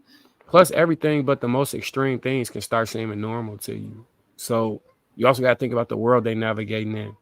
Like, you also got to think about the world they navigating. Yeah, like when you seen who is it? Like Will Smith's son when he came behind Justin Bieber. Yeah, it was wild. And was yeah. That was crazy. That was crazy. Diabolically nasty work. Yeah. What happened? What happened? I didn't see it. He gave him a beer hug from the back, pause, and then kissed him on the cheek. Like it was weird, real nasty. He was grinding and everything. I couldn't believe what I was. Grinding. Came behind another brother. Yeah. Y'all know y'all be exaggerating. I'm sure. No. But No, we're not. Right now. Look it up. They're not exaggerating. No. You are going to see the fall of a lot of celebrities after this. It's going to be maybe they like it, like dominoes. Let's see. I don't think it's going to be a lot. I think it's going to be sacrificial people out of each group, and the majority of those people will be protected. Because, like I said, at that level, things that are not common for us, for people who are living in a regular life are very, very, very common. And one thing about pushing limits, it's always a limit to push, and then those groups become more secluded. Like it's some documentaries on a whole lot of things you can watch. One of them I recommend is this thing called Gaga and the Doctor. It's a story about these people in Korea and what they did. These men were blackmailing women via social media, and the men that get in the groups were taking pictures of their wives and children and sending them to the people so they could be in the group. That they would blackmail the girls that were underage. Like it's so many different crazy things going on, but they be below the, you know what I'm saying? Because they have people that are affiliated with the tops of society, finances and whatnot, that a lot of that stuff can go, unreported on the right way. You would think that it would have been a #1 news story and it would have ran for years, but it was one like the reporter who broke the story was saying, I was expecting to get a like their version of a Pulitzer Prize for what I said. He said he just got one email that threatened him. That gave him his family's whereabouts, what time he picked his kids up from school. So he didn't get the reception he was thinking from breaking the story that big. He got threatened, and then I think he got fired from one of the positions. And it's called The Doctor and Gaga in Korea. Like if you look it up, you'll be amazed at some of the crazy stuff that people are doing. Okay, I just saw the grinding. It was pretty bad. Yeah. Yeah. We wasn't exaggerating, were we? Yeah. Right. I mean, this is normal. I mean, like nobody around said anything. They was all just like it was regular. It was cool. Hey, Marcus, real quick, you've been around a lot of celebs and everything. Have you ever seen anything rather peculiar? Okay, never mind. You already said it. Never mind. Go ahead, Mark. No, okay. Yeah. Are you funny? There's some strange things going on, bro. It's some strange. I'm not saying you partake. I don't believe that at all. But you've probably been No, I He say I not don't my think so. circles. Not my circles. You know, it's so funny. No, I've been to a Diddy party before, and I've never seen anything like What? that. Mhm. Are you into a Diddy party? Did you go in all the rooms?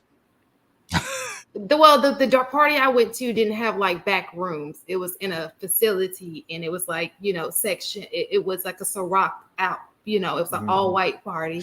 It I got wasn't. one. I didn't I got see one any question for rooms. So the question I got is, one how late question did for you how late did you stay? That's the question. No, the question is, Now the question would be, did they take the party somewhere else afterwards? Now that I do not know. She took us from all that. Well, that goes with how late did you Whatever stay at the happened party there, and it did you left? wasn't there. I was like, that was my question. Like, how late did you stay? Did you go to the after party, or did you just, went to the party and left? I didn't. The surface level stuff. I told you I didn't see anything. It was Yeah, a yeah. clean cut party. These are I don't know nobody, and I ain't seen shit. I would tell you, I didn't see anything. Oh, really? Maybe that wasn't the right party. You need to call your lawyer. Call your lawyer. All right, we're gonna How get far to you be drinking and driving, going to Diddy parties? I'm gonna need you to plead the fifth on these next ones. I'm not gonna lie to you. I didn't see anything. I'm sorry. It He was a said, clean Ruth. cut party. Regular party. He said, Ruth, you married? If so, it's cool. Me too. We can ruin each other. You have been spot on. She Black 199 says Shan Monet looked like Lasian and is pretty. Shan is actually gorgeous for real. Jasmine NC, you're humble and it's actually an 8+. Rare quality combination. What part of NC? I need a new ex-wife. Don't tell my wife. Great points, man.